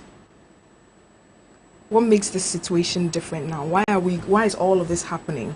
Because it is going to change the balance in Parliament. Let's not move around or dance around. So do I get it that if it not because the MPP would have been in the minority, the MPP would have boarded? Is that what you're saying? No, wouldn't have boarded how? No, it's the NDC that brought up this. See, the issue of vacating seats has to go through a lot of a process, and I see people trying to use the MPP's constitution, forgetting that the article of the MPP constitution on denouncing your membership it's not done in isolation. At that time in 2020, the Fomena MP Honorable Esiama went through the party's channels, went through different channels in the you have to be given the right to be heard. If you have a problem, if an issue comes up, you have to be given the right to be heard. All of those processes went through. At the end of that, the party wrote and said, okay, this person is no longer a member of our party. So the processes that went on in 2020 are completely different different from what's going on now. What is going on now is the opposition trying to force the hand of Parliament because the Speaker is on their side. This is just a political tussle that is going on in an attempt to disenfranchise people that have honestly voted. And then I find it sad, again, of people bringing up the issue of SAL and things. I mean, if something has happened wrong in the past, it doesn't mean that we should make that the norm now. That's all this is about. So you know that SAL is wrong? I mean, yes, it's nobody should be disenfranchised for that long, and obviously processes, whatever should have. And it didn't bother the MPP? No, I don't think it's right to say it didn't bother the MPP. What do you make of this argument? As now we know Parliament will be reconvening, and we could have a certain tussle, or perhaps the suggestion being given by the Speaker that we know who the majority is and we know who the minority is, and how that could create a constitutional crisis per what the Chief Justice says at the court. Thank you so much, Roland. Greetings to my people in Ablekuma West. We are having a program on Sunday, a mini rally. I invite all my sisters here, especially Nana and Auntie Rudali. You're not inviting her? Oh, she won't be there. She can't even be there because she'll be slaughtered. You know, the last time we met at Metro, I wanted to put the umbrella on her and she ran away. No, it's and okay. People will slaughter her, so that one day. They won't slaughter her. I won't even invite her. I think that's a word in quotes. Yeah, it's in quotes. I won't be interested to attend. Yeah, of course, because you come from two different parties. You are rivals, so to speak. Please go ahead. So what do you make of this very on-pass? Well-meaning, Ghanaians to join us for that. This whole issue of who sits on the right or the left, I just don't get it. Like the Speaker asked, is it a legal matter? There are issues they could have really sat in Parliament and settled. And I don't think this is the first time. You see, this whole thing borders on the leadership of the minority now. They are just looking at positions, they want that title, that they are the majority. And they are not looking at the work that is supposed to be done in Parliament. And that's all. Because I don't see any issue with this. When this thing has happened before, and this is not the first time, and I don't care what they want to read into this, whether it was wrong then and so we shouldn't continue now. MPP is always like this.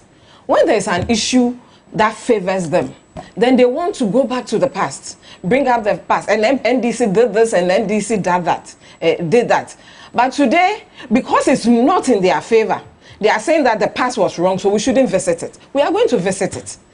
Because if they can tell us that NDC, after 8 years in power, when they have messed up the economy and we are all hungry, and people are shouting, look, people's children, I was in Ododo, we were having regional, Greater Accra region, we have this education we are doing in Greater Accra. When Ododo, we met a lady, she was in tears, she showed us a momo, she took 6,000 out, and she's not done buying, and it was gone for free SHS. And so this free SHS is free. When you go, the admission is free. The admission. Oh, you mean the other things you have to buy to take yours? Okay. So if my son went to those times when we used to pay, and I had to pay 1,000 to include everything that the school will give him, and now that is free, I have to buy everything, and people, the least you can spend is 5,000 now. And we are saying that people shouldn't talk about it when issues are not right. And what do they want to even do in Parliament? That they are crying foul.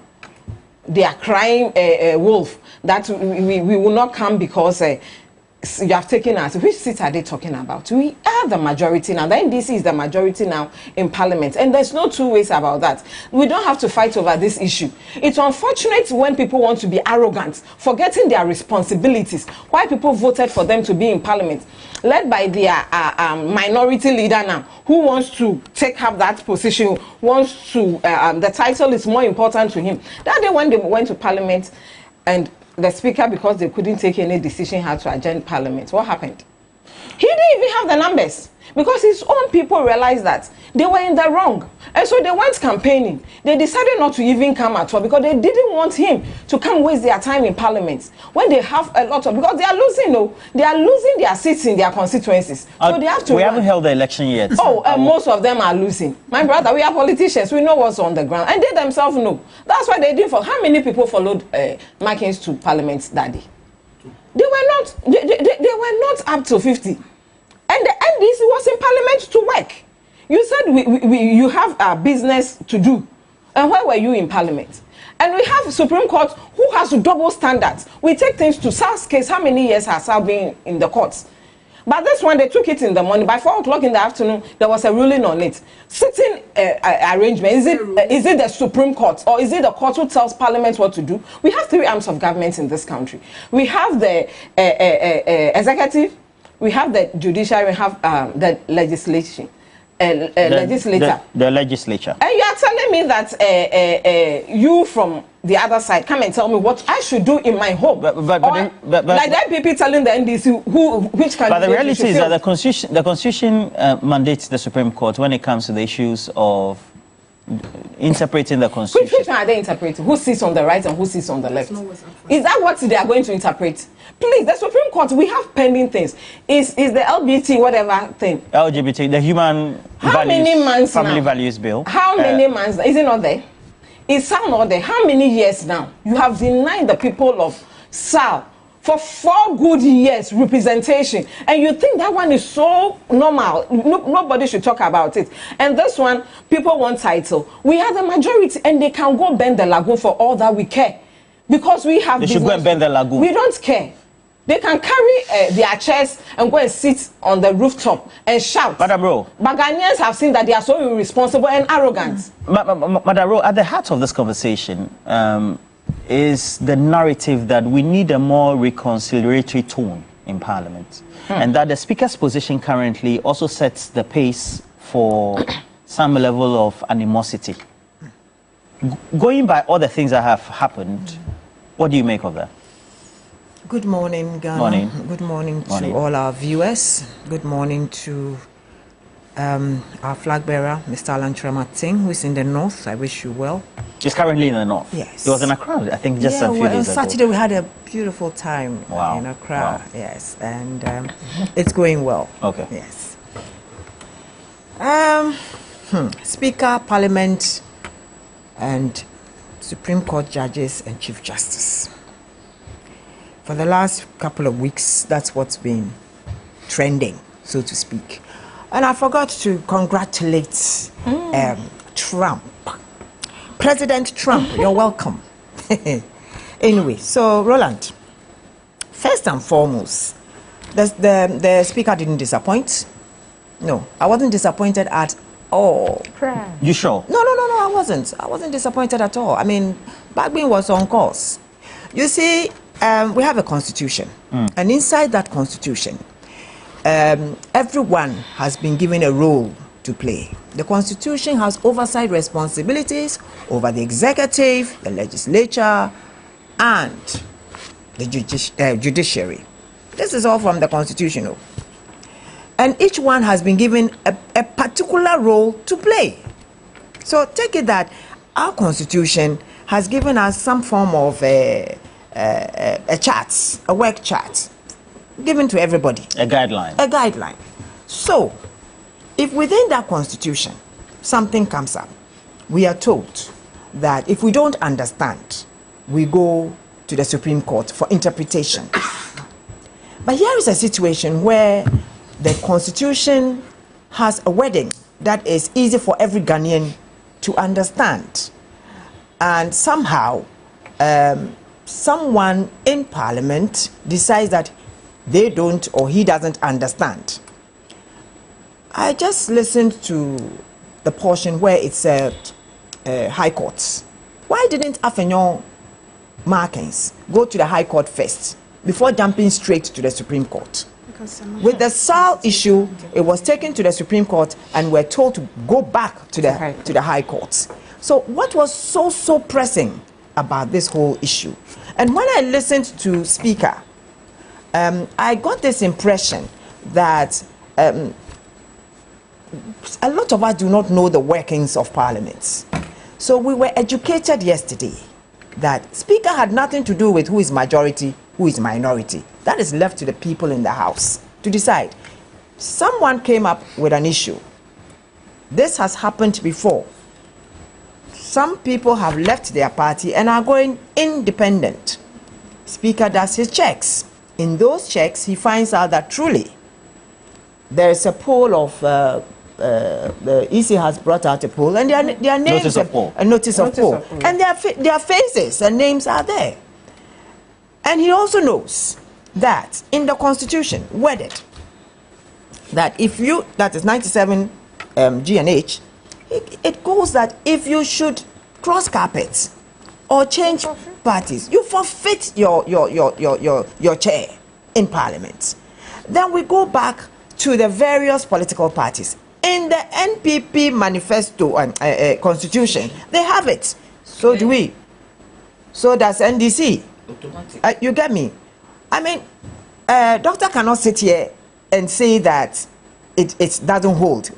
Did you give Adoye and Nano Hininto and Yabuabia Samwa the opportunity to go and explain themselves as to why they were sacked?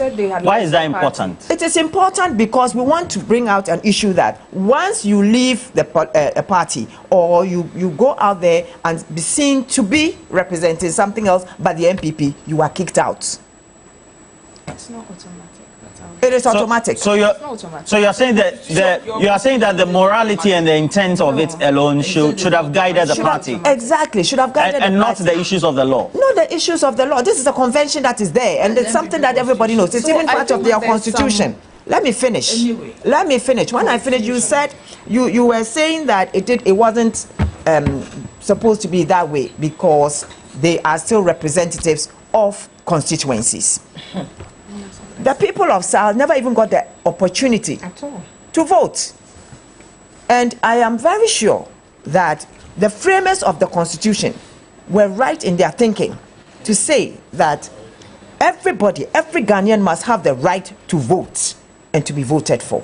So if at the end of the day, a Supreme Court would let a case that involves more people and had more time for them to at least do something about it. They were not able to do it, but they ran off in 4 hours to do something that we have 3 months to an election. For me, they need to answer some questions. But Rodalie, are you saying that due to the posture of the Supreme Court, it sends some perceptions? I've already said that 65% of Ghanaians do not even believe, they don't trust the Supreme Court anymore. And that is very bad. And at the end of the day, all the time that this thing has been going, from the time they started with their court cases and all those things, we've come to the understanding that you can be a political party member and still be a Supreme Court judge. Yes, because when Joe was being asked to recluse himself, we were told by the Chief Justice that there was nothing wrong with him being there. So in effect, what we are being told today is that if you're a card-bearing member of any party, you can be appointed to the Supreme Court. But you see, there is a clause there. There is that thing that is called conscience. That if you know that you cannot do good by law for the people of Ghana, when you get onto that seat, it is better you don't take it. But once you take it, we as Ghanaians, we expect that you will put party considerations aside and then do the right things. And so far, with all that Ghanaians have come to realize is that this particular Supreme Court has a problem of doing that. The Chief Justice must answer, must tell us something, because that is how we perceive it to be. The 65% of us Ghanaians, we perceive that you are being very political. We cannot remove politics from the law. But you see, all these interpretations that we are seeing, she has interpreted it in her own statements and stuff. It's just one thing. She is imposing.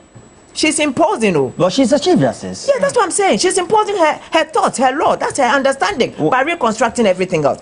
The Constitution is telling us in black and white what it is.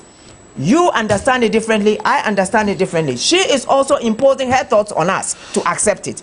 So that's how it is. At the end of the day, they say that the law is not only about what your conscience says and the morals. The law is a law. Law is an us. So what do we do with this? What do you think should be the tone? You see, I am happy that the speaker, which one did we look at right? Was it 99? There's 97. No, 99. Okay, 99. You see, let me greet. And then he also quotes 115. 115. That there shall be freedom of speech, debate, and proceedings in Parliament, and that freedom shall not be impeached or questioned in any court or place out of Parliament. Yeah. He quoted it yesterday. Yes. Or he mentioned it yesterday. Exactly.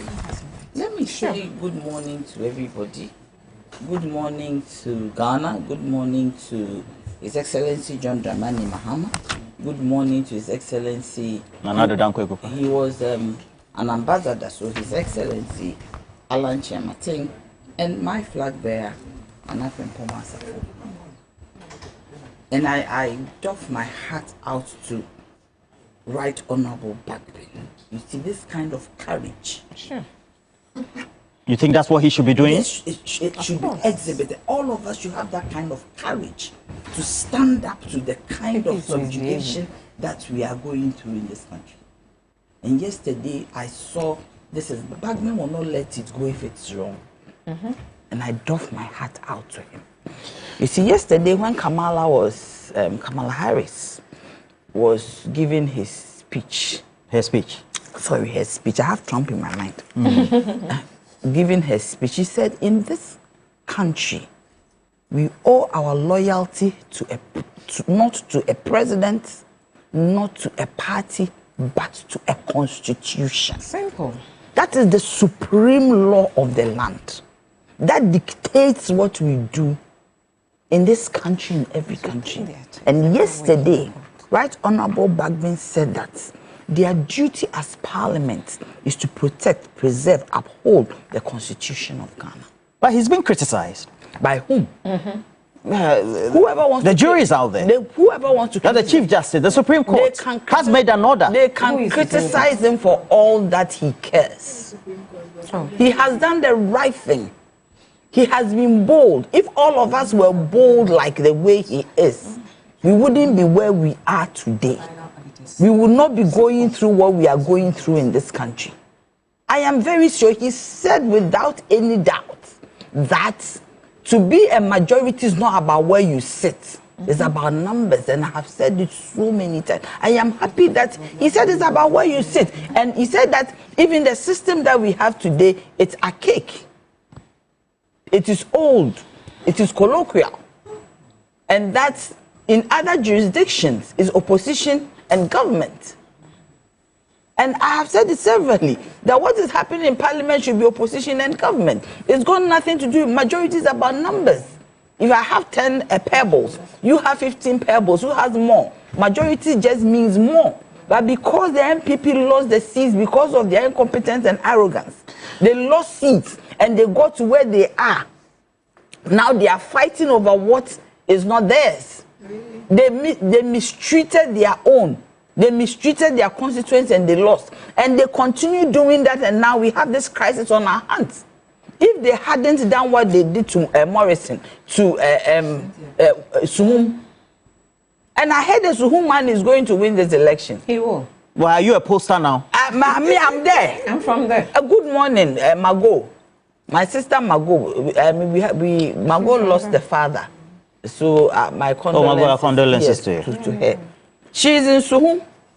And I spoke to Margot's mother, who is a former politician on the ground. And Mommy told us that the man is going to win. Yeah, that's what I said. Margot didn't want to agree because she wants a candidate. But me, I am saying that to punish the MPP once more, the man should win, because they interfered in the election and brought somebody from the office of the Chief of Staff to come and take her out. To him out. Look, let me come to 99. My sister here was saying that the High Court has jurisdiction to say that a seat is vacant.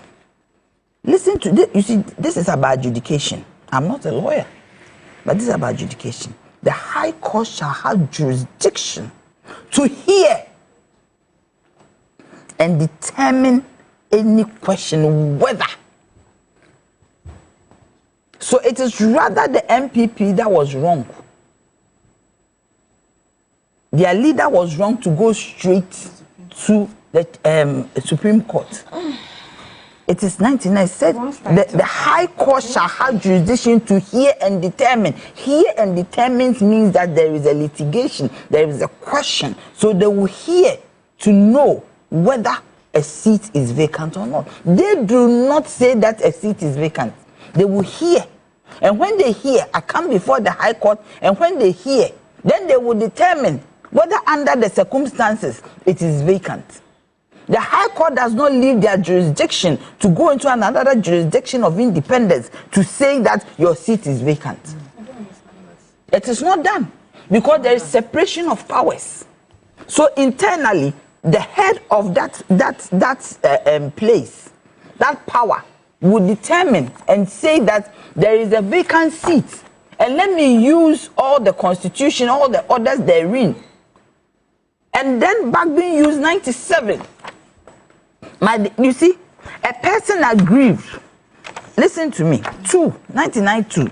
It means that it is not about the High Court doing the action to say that the seat is vacant. It said the person aggrieved by the determination of the High Court's order. This article may appeal to the Court of Appeal. After you've gone to the High Court. That is the point. So the High Court does not come to Parliament to say that a seat is vacant.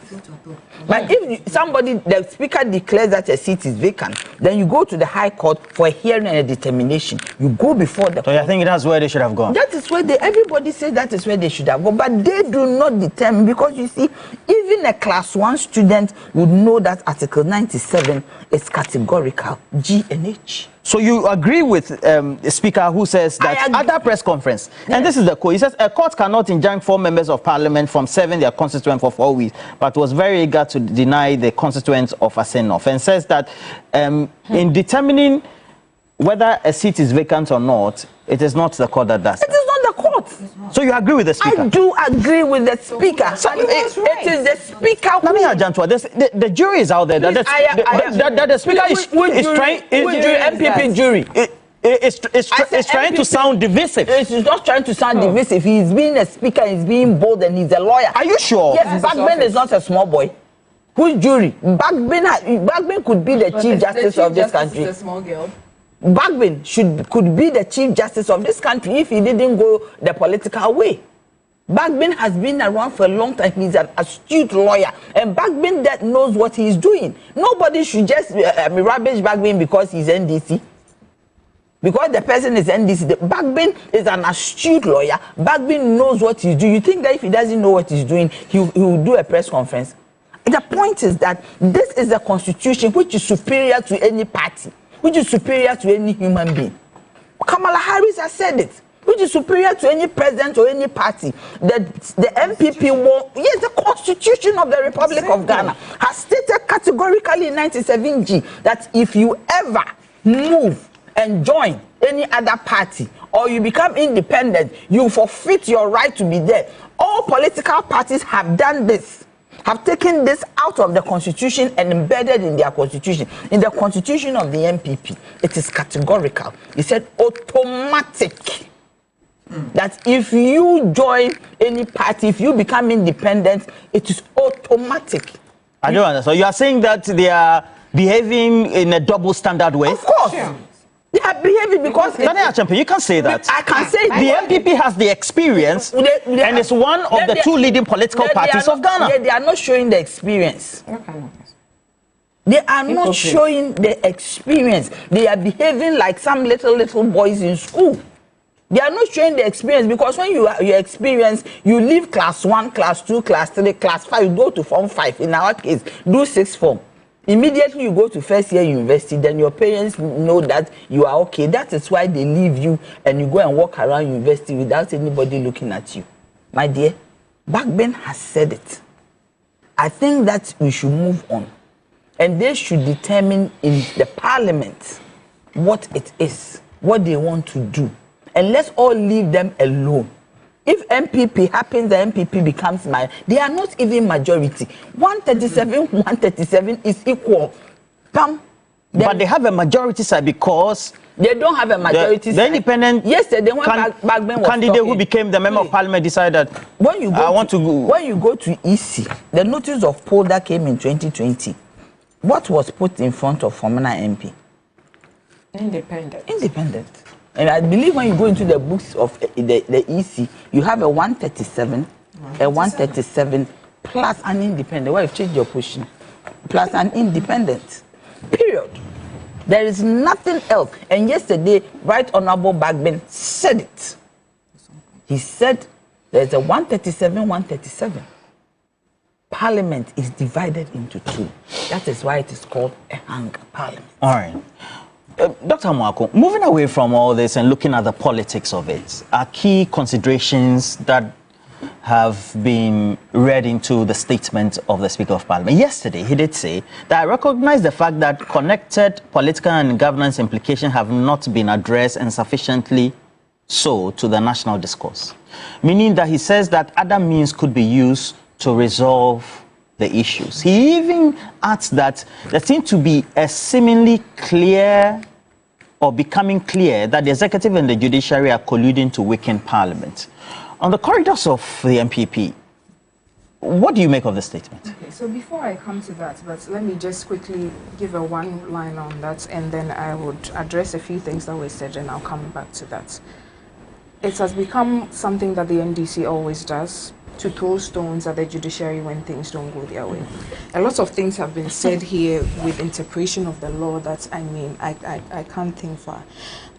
When Article 99 was quoted, the whole thing wasn't read, because if you read it clearly, it is clear who has jurisdiction. In the case of ex parte Zaneto Rollins, when the NDC was the one that initiated that action, no, they took this because there was an issue over the election involving Zaneto Rollins. It was taken to the High Court. They didn't like the decision that the High Court came to, so they took the matter to the Supreme Court.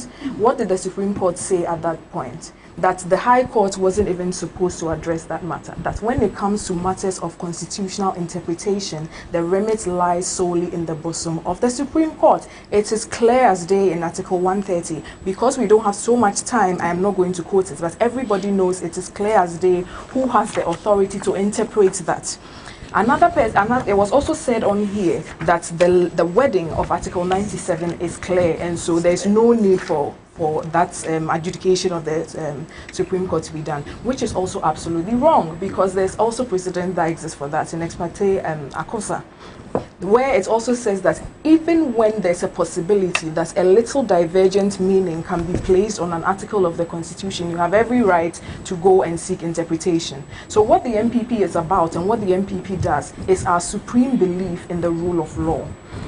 The NDC rep sat here this morning and very boldly, with a bold face, was trying to accuse someone of arrogance, when it is clear that since this matter started, the only side that has displayed arrogance to a level that is almost unthinkable is the NDC side.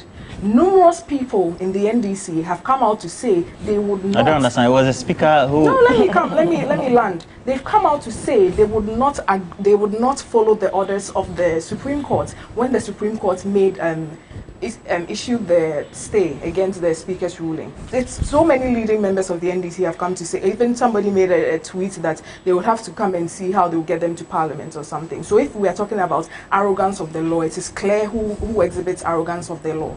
It is becoming unbecoming of the NDC to always do this. When things don't go their way, they will come and sit on TV, sit everywhere, go hit the streets, do protests, whatever they can, to do whatever they can to bring disrepute to the name of the Supreme Court, which I think at this point, at the point at which our democracy has reached, it borders on irresponsibility, because we are building systems that we hope would outlive us one day. But if at every instance where something doesn't go your way, the first thing you do is to throw stones and dust at the system, I don't know what we should say of the NDC.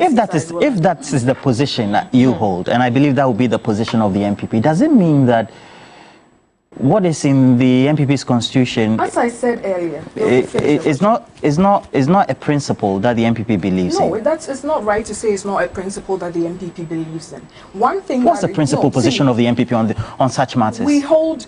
Number one, the issues of adjourning these kinds of matters gives a lot of discretion to whoever is implementing those things. You can't take out one article of the MPP constitution and look at it in isolation. Okay. As I said earlier, that you are deciding to go independent. Let's even go back to the 2020 issue. It's not like it was automatic that as soon as he declared his intent to contest as an independent candidate, the systems were automatic. The way things happen, which constituency do you belong to? Mention North. Yes. So let's say there's a supposition that you become the member of parliament for Mention North. And of course, logically, under the ticket of the MPP. 2 months to election or 3 months to an election, you decide because of maybe matters known to you personally, you decide to go independent. That would never happen, but yeah, continue. Okay.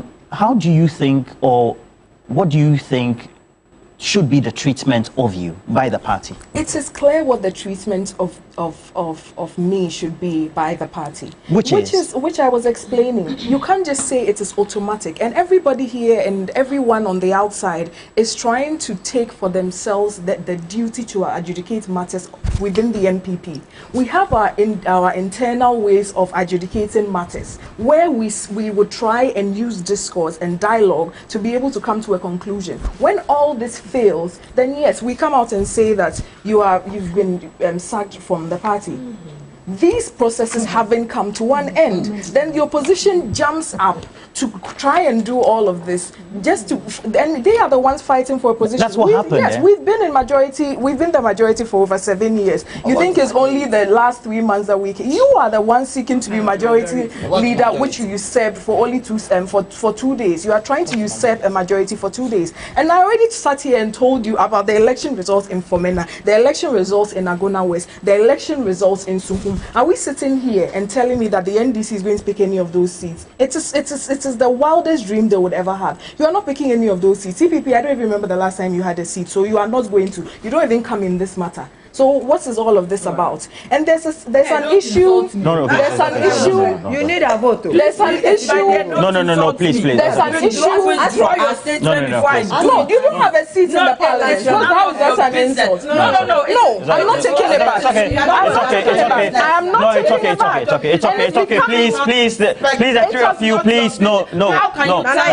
Nania. It's okay. Please bring me some water. Let's have some water, please. It has become characteristic of this show for everyone else to heckle the NDC rep when they are talking. I think it's something you should work on, Roland. Because all I said right now... I won't say anything personal. No, yes, but you can't tell me what is my business here. What do you mean? No, I said... What do you mean? NDC doesn't have... No, I'm not withdrawing it. CPP doesn't have a seat in Parliament. It's not like you are going to win these three.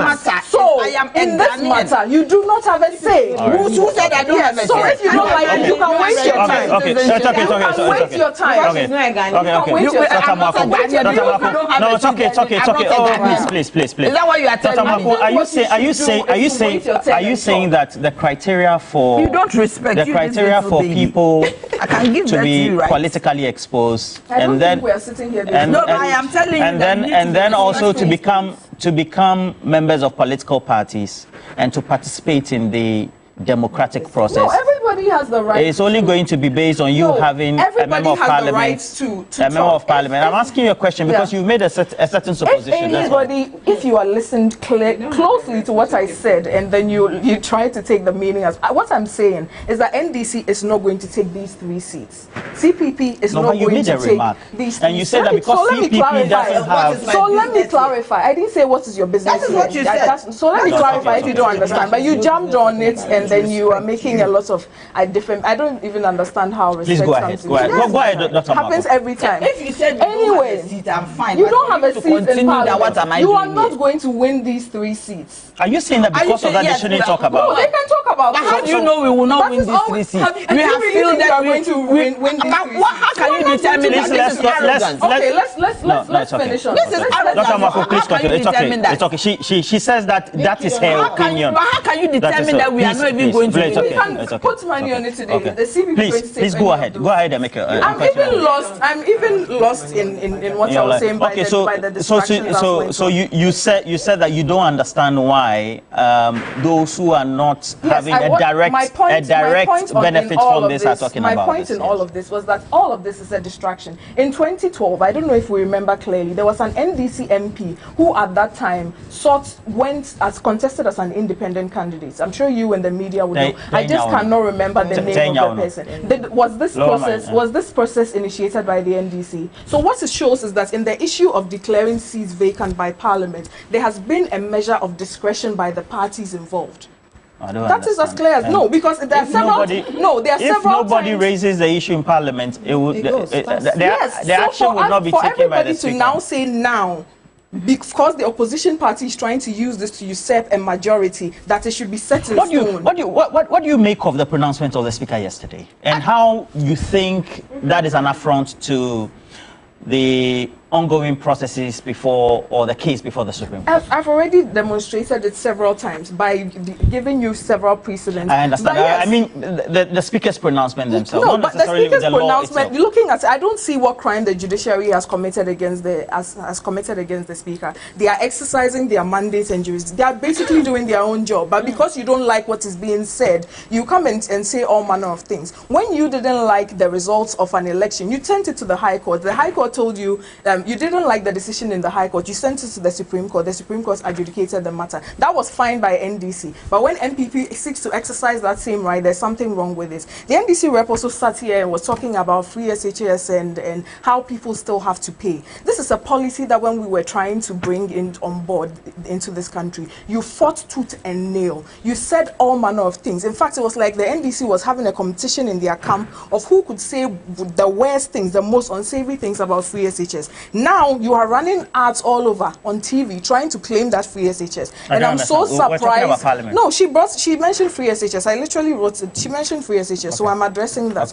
I'm surprised that you are sitting here trying to throw stones again at a policy that you know is winning the MPP the election, and say that when you are spending so much money to now try and convince the Ghanaian people that you brought up the matter of you brought up free SHS for the people. I mean, all of these are just distractions because the NDC is very aware they are losing this election. Their message is not selling. Just like the US election, what I got out of this whole US election was that no matter how much character assassination that a person receives from opposition, receives from media, receives, the people of Ghana or the people that vote are going to vote based on competence and who does the good things for them. So for ex-President Mahama, yesterday I saw him making a speech of something to talk about how Dumso is coming back. For Mr. Powercut to come and at every turn all of a sudden you brought no, because it is all that it is all a distraction. When I was making my point yesterday, no, I was interpreted several times. When she brought in free SHS, she didn't have anything about it. No, please. Because I was interrupted. It cannot be 30 minutes, please. I was interrupted.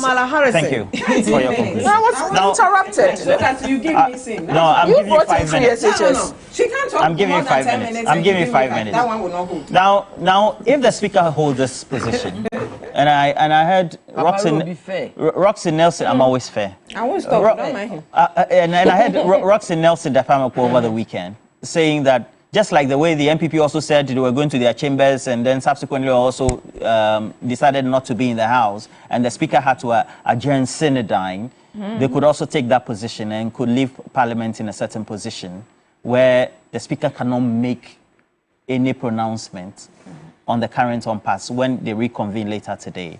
It will mean that we need a certain reconciliatory tone. So the question is, why don't we have the NDC exhibiting same? Why should we? Why not? Like my sister said, it's a hung parliament. MPP is never a majority. They twisted the hands of Ghanaians and went into parliament. Fortunately for him, they had a candidate who had a good heart. And he said, well, I will be on your side. I'll take decisions. Yes, I'll take decisions with you. But one question I've been asking, why are those members who have gone independent not making noise? See, I have the MPP constitution here. It's 3.9, eh? Yes, 3.9. It says that Read it.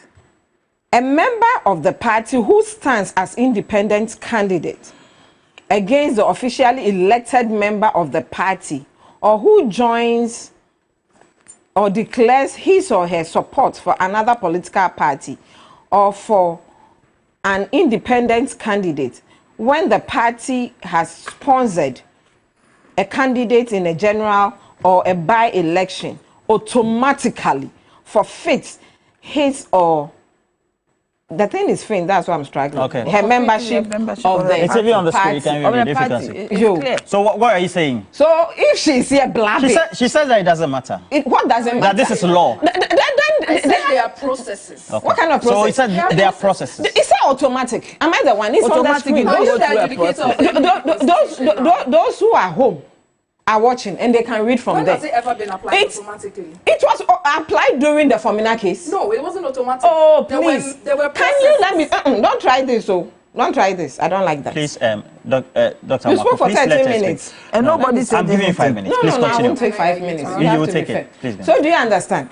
So if she is here saying that because it worked for the NDC, what are you trying to say? What kind of cry baby thing is this one? You people are behaving like babies crying because your own faults. You people couldn't manage your party eternal elections well, and it has gone against you. They shouldn't forget that we have an NDC member even in this. Are you saying that if the MPP had a clear majority like they had in 2020, they wouldn't have been raising They wouldn't be crying, because when they took the Formina MP out, did they cry? They themselves. They didn't cry. They did not cry, but because now they didn't have the numbers in the first place, and this their what's the name? Their leader, Afenyo Honorable. It is not just working for him, and so this time around they just have to run to the courts. And somebody even told me the last time, if they think the courts will work for them, their seat should be in court and they should be working from there, if that's what they think is right. But this is a purely legal issue. What kind of legal issue is this one? That's the position that Penny Markin holds. It is not legal. It is a parliamentary thing, and they have laws governing parliaments, don't they? Don't they have the standing orders? Standing orders in parliament. So what are they talking about? When you had a clear majority and you sacked somebody because that one didn't go against you, you were so comfortable. You didn't insult anybody. You didn't call anybody names. Now that you don't even have the majority in the first place, we decided to work so that Ghanaians will not suffer.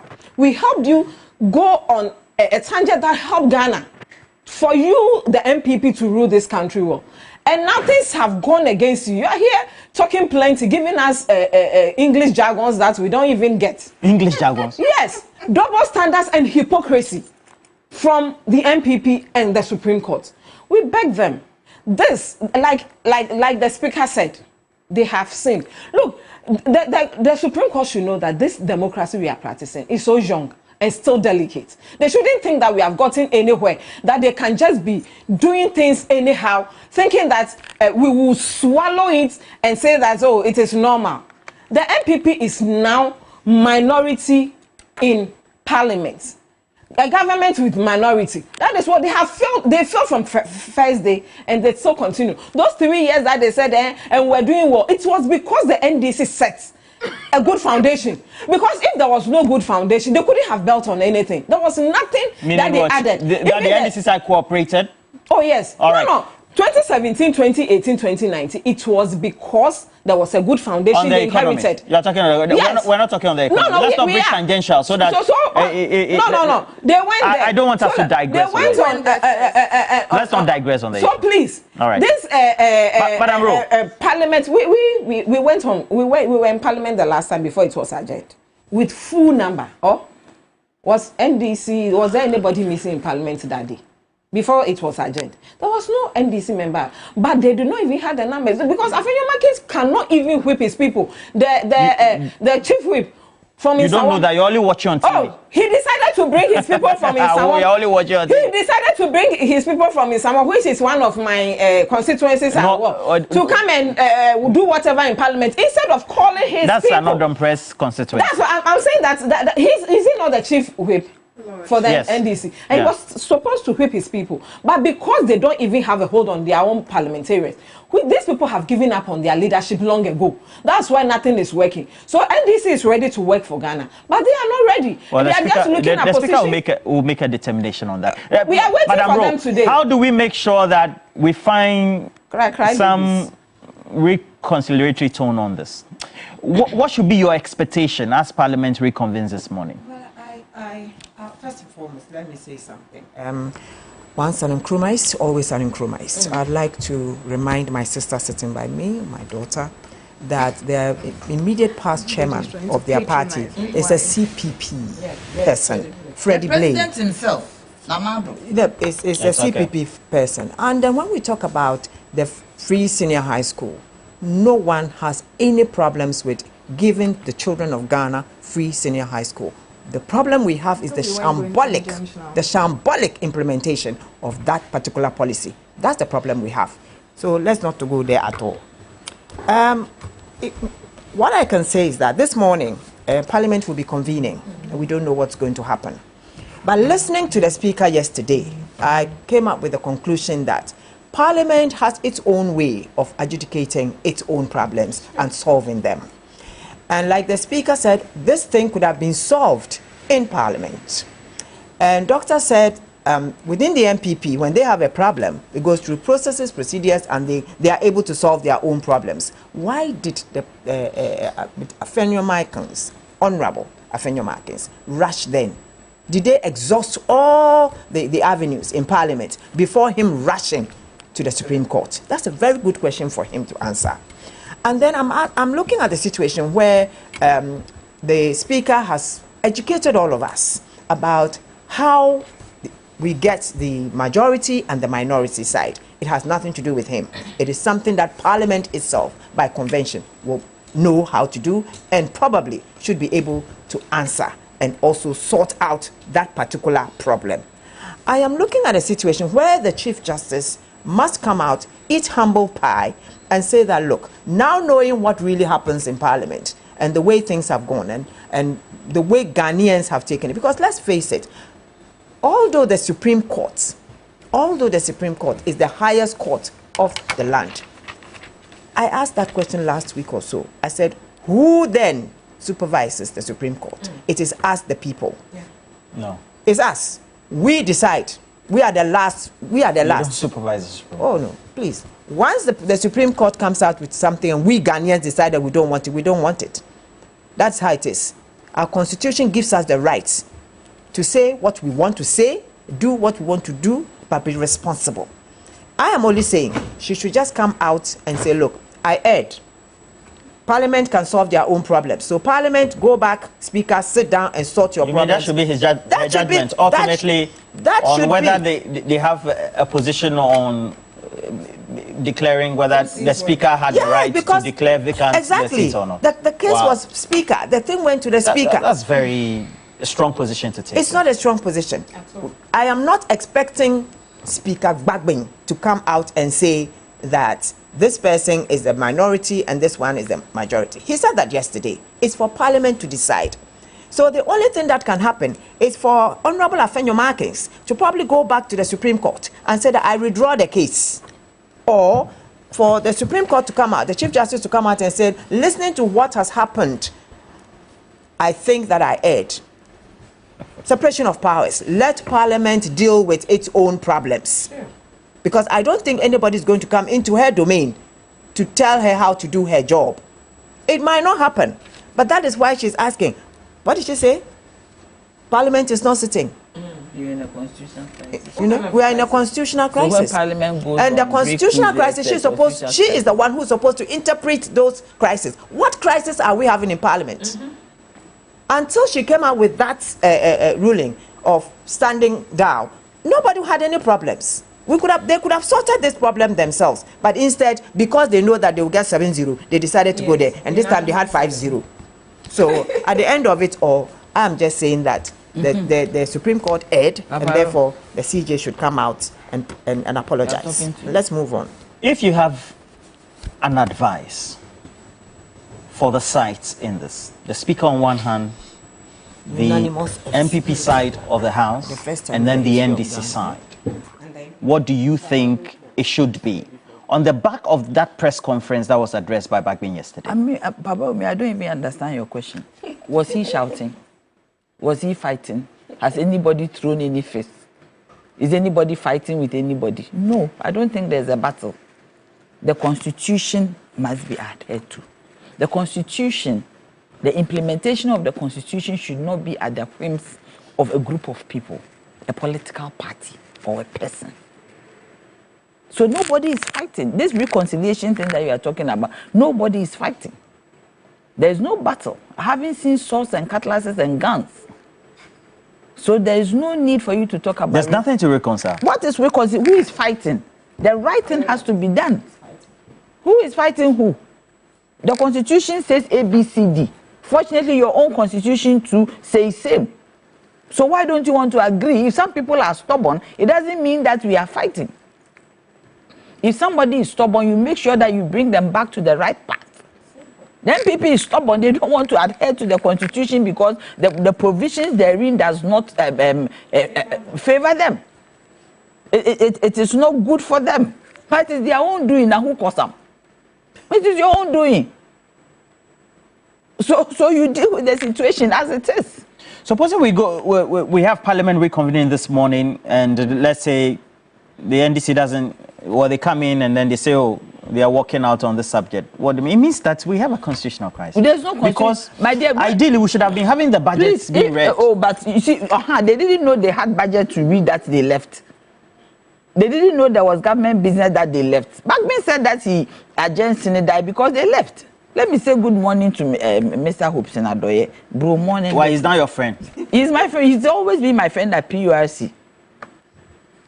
He will always be my friend. Not today. He was one MPP person that liked me and I also liked him. So the point is that, what is the point? Why are we trying to create an anthill out of a molehill? Right. Why? There's nothing. The Constitution 97, just adhere to it. Respect. Respect the rule of law. The Constitution. Respect it. As simple as that. You see, let me say something. When it comes to free SHS, the issue, no, I'm serious, the issue of free SHS, the foundation and the blueprint of the free SHS is with the Convention People's Party. And that is what the MPP today is talking about, that it is their flashy program. So if you do not respect the Convention people, do you get me? It is their flashy program. Yes, that is what they are saying, but it is the blueprint. It's a policy that Nanado had produced since 2008. It is not Nanado's policy, it is the policy of the Krumayist tradition, it's the policy of the... Why? It was implemented in the North. If you don't know about it, if you don't have history. I mean, historically, yes. It was, everybody knows that. We have free secondary education. Yes, free secondary education was implemented in the North by the Convention People's Party. By the way it's been implemented now, I am saying that MPP policy. No, because it is a blueprint of the CPP. You know the number. And I am telling you that there are people in the North who went to school free. People like Haruna, they all went to school free. In the North, I am telling you, in the North, there are people there. It's traffic lights. Haruna and all the big people in the North, they went to school. Some of us, part of our school was free, secondary school. You go and you get your books, you get your uniform. That is it. Yes. It was free. So this thing, it is CPP. So I am saying that I don't think that there is a war. There is no war. Bagbin has said that as a Speaker of Parliament, in spite of his political lineage, in spite of what he believes in, the ideology he believes in, he bends backwards for government business to be done. You don't respect this, what do you respect? You see, in the mind of the MPP, Bagbin is NDC, and for them, if you are NDC, you are not a Ghanaian, you are not a human being. And that is unfortunate, and God is going to teach them a lesson. He stopped them already. If anybody is not MPP, they don't respect you. You are not a Ghanaian. Some of us, our parents stood and fought for this country to be free. Myself and Auntie Rodalyn here, our parents stood And that is why today some people can sit here and speak English and go to school. Went to jail. And went to jail. They almost died. I don't know why you are trying to. Do you get me? They almost died. And I'm talking about CPP. The CPP fought for the independence of this nation. So nobody can come and denigate. I am telling you, there was a point in this country where this UP tradition didn't even have anywhere to place their feet till Kufuor came on board. So Kufuor came on board, you were so abysmal and so dejected and so hollow and empty that your party did not exist. Your tradition had been vanquished. Let me read some comments. Thank you very much for coming. No, how can you come and say the CPP what? No, you had a say. You had the longest say more than 30 minutes. Yeah. When we have 5 minutes. All right, so Obama coming out to campaign for Kamala Harris didn't save her. In Ghana, no amount of Supreme Court intervention will save anybody. And that's Evans Maximus. And then let me just, before I go for the break in the next 1 minute, also take a look at, we have star 439 hash. Star 439 hash. Let's have some great conversation with cash out, and please let's make sure we're also part of this as well. For all those who have sent me messages, I've seen Master Planner Junior. I've seen Mr. Oscar Doe, His Royal Highness. Good morning to you. Mbapa also giving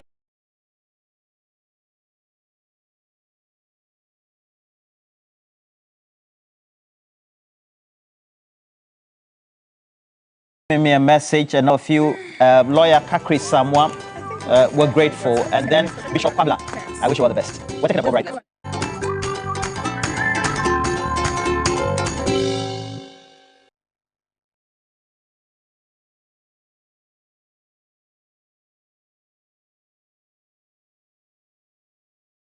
Bawumia said this in 2016.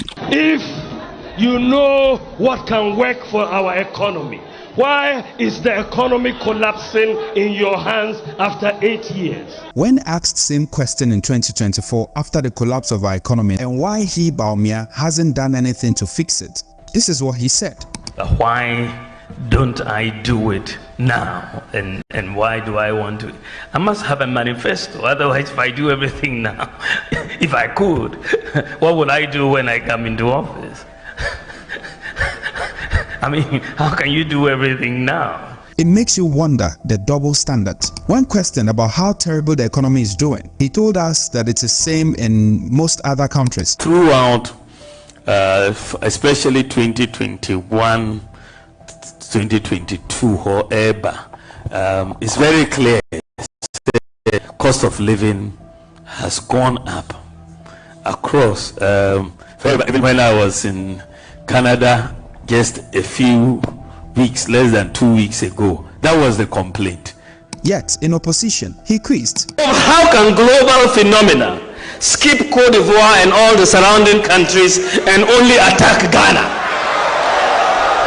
How? How does it happen?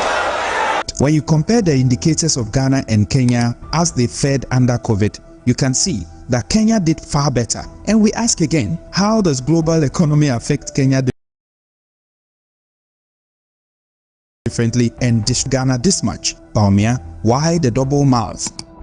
Bawumia says this about taxation. The MPP will shift the focus of economic policy away from taxation to production.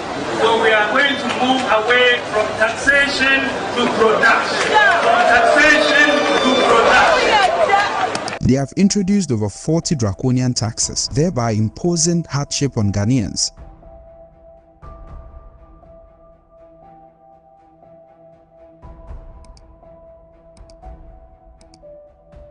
The economy is going to grow and grow and grow, and we will have jobs and jobs and jobs. This is the economy of Nana. The unemployment rate, which stood at just 8% in 2016, has hit an all-time high of 15%. The latest 2024 Afrobarometer report indicates that unemployment is the biggest problem facing the nation. One of the biggest noise this man called Bawumia made was his incessant complaint about the depreciation of the cedi under the Mahama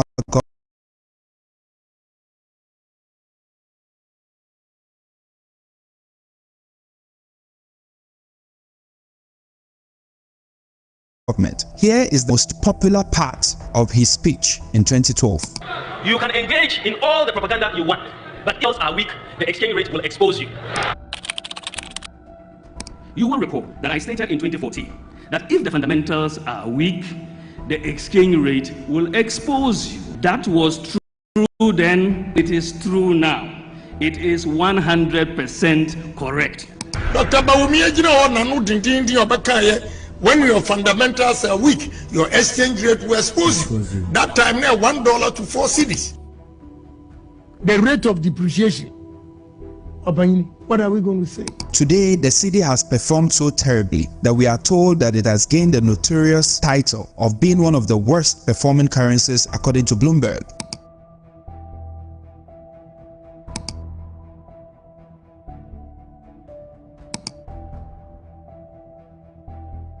Bawumia insisted that we don't need to borrow money, we just need to toll the roads and we will get the money to build roads. We don't have to borrow money from anywhere.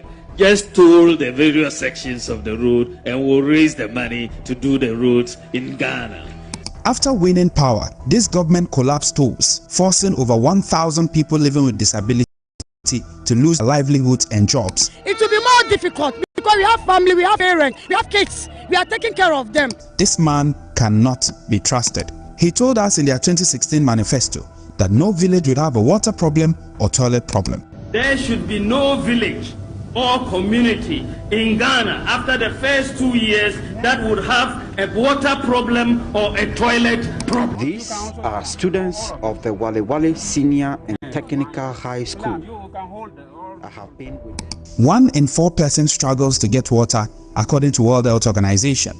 Even in Wale Wale, Bawumia's hometown, as seen in this video, Bawumia, even in power, did not stop promising. Here is a promise he made to the people of Cape Coast. People of Cape Coast, I have good news for you.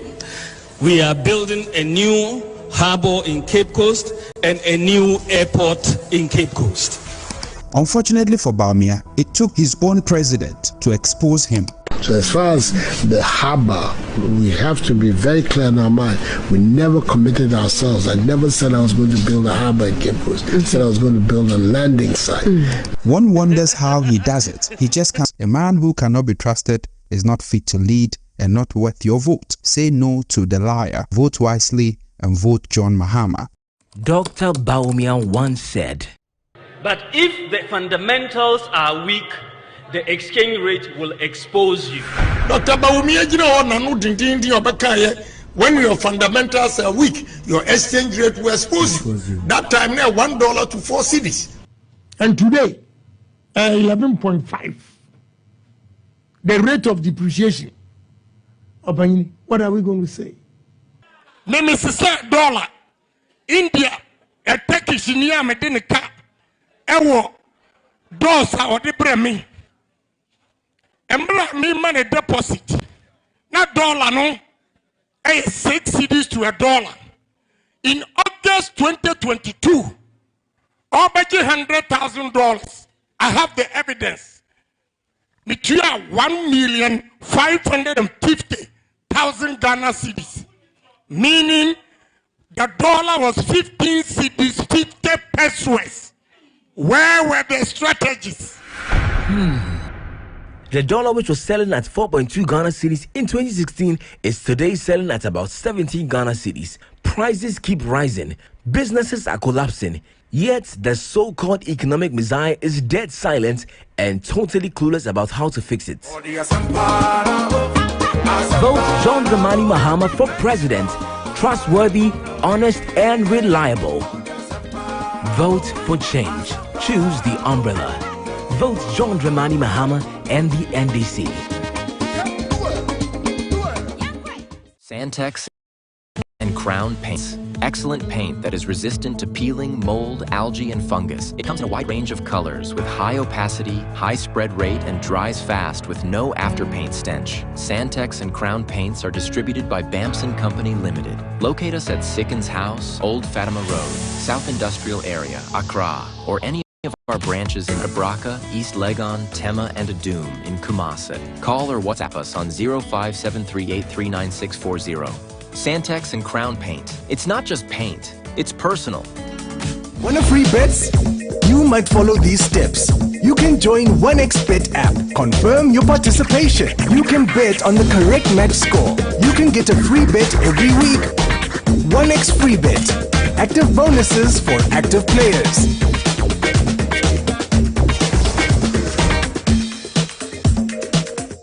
This advertisement has been vetted and approved by the Gaming Commission of Ghana. Bet responsibly, not for persons below 18 years. Gambling can be addictive. This year, I go vote Angaza. Even if they offer me all the watcher in Ghana. Lai, I no go mess up. Me too. Okrowo tea power. Gonti, buy you. But with a shine one eyes.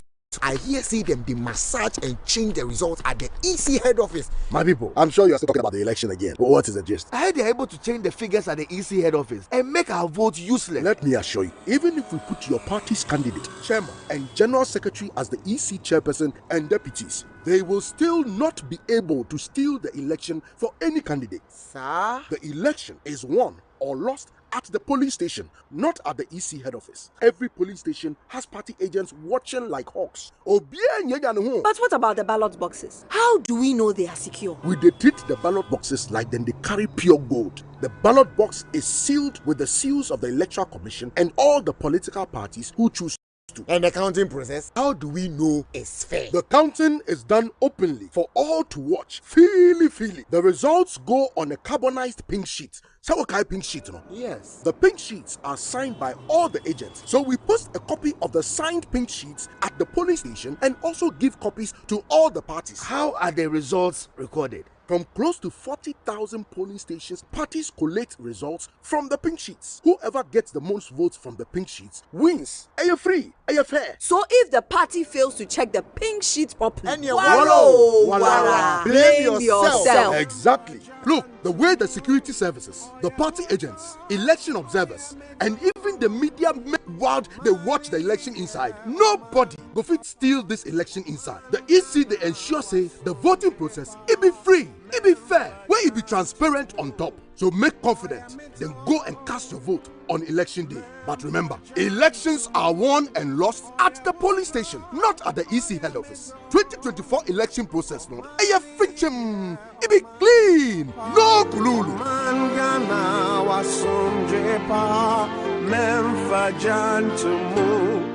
Say you're the error. Luckiest. Star 712 hash. Luckiest everywhere. 8K. Hey, you get an 8K. Get back packing so you have to Wallah. Hey, wait. You go put it on his tab. This is my man. Good luck. Hey, Bill Radio. We are star 712. It's what you follow. I'm on dialing the magic numbers. Star 712. Now welcome to the luckiest. And now with me at home ticket. You can buy for yourself or your loved one. Mommy, tell mommy who's here. You're buying for me, right? Or who else? Oh. Let's choose buy tickets for adults. Love you, boo boo. No, maybe straight to option 4. Now, you need to buy tickets worth 50 Ghana to qualify. Yes, you can buy random or preferred tickets. I'm choosing random tickets. Listen, if you buy the random ticket, the system chooses a random number for you. But if you buy the preferred, you get to input your own preferred 5 digits. 5. Baby, give me your 5 numbers. And how much are we buying? Babe, look at the body and buy you. With your body, So hey, there, tread cautiously. Now follow the prompts and confirm. Now the luckiest. The luckiest is regulated by the NLA on the Caritas platform, not for persons below 18 years. T&Cs apply. I lived at Angloga and I had my basic education at Way, a town in the Volta region of Ghana. When I was at JHS, it wasn't easy for me when it comes to my financial aspect because my mom is a seamstress and as well as a trader, and my dad engages in farming activities. But God being so good, the government of Ghana brought up this free SHS policy. So I'm so happy that the government have brought up this policy that is making me also to have access to secondary education. One day I would like to become like the Vice President of the Republic of Ghana, Dr. Mahamudu Bawumia. That is, I want to become an economist. He is my role model because I believe he has been one of the best economists ever in the world. Protect free SHS. Vote Dr. Bawumia.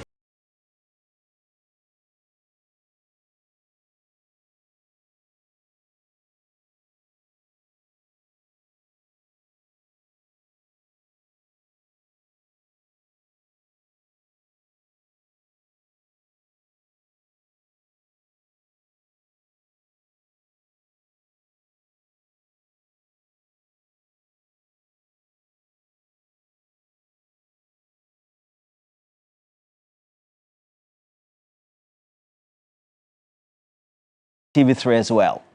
Time for sports.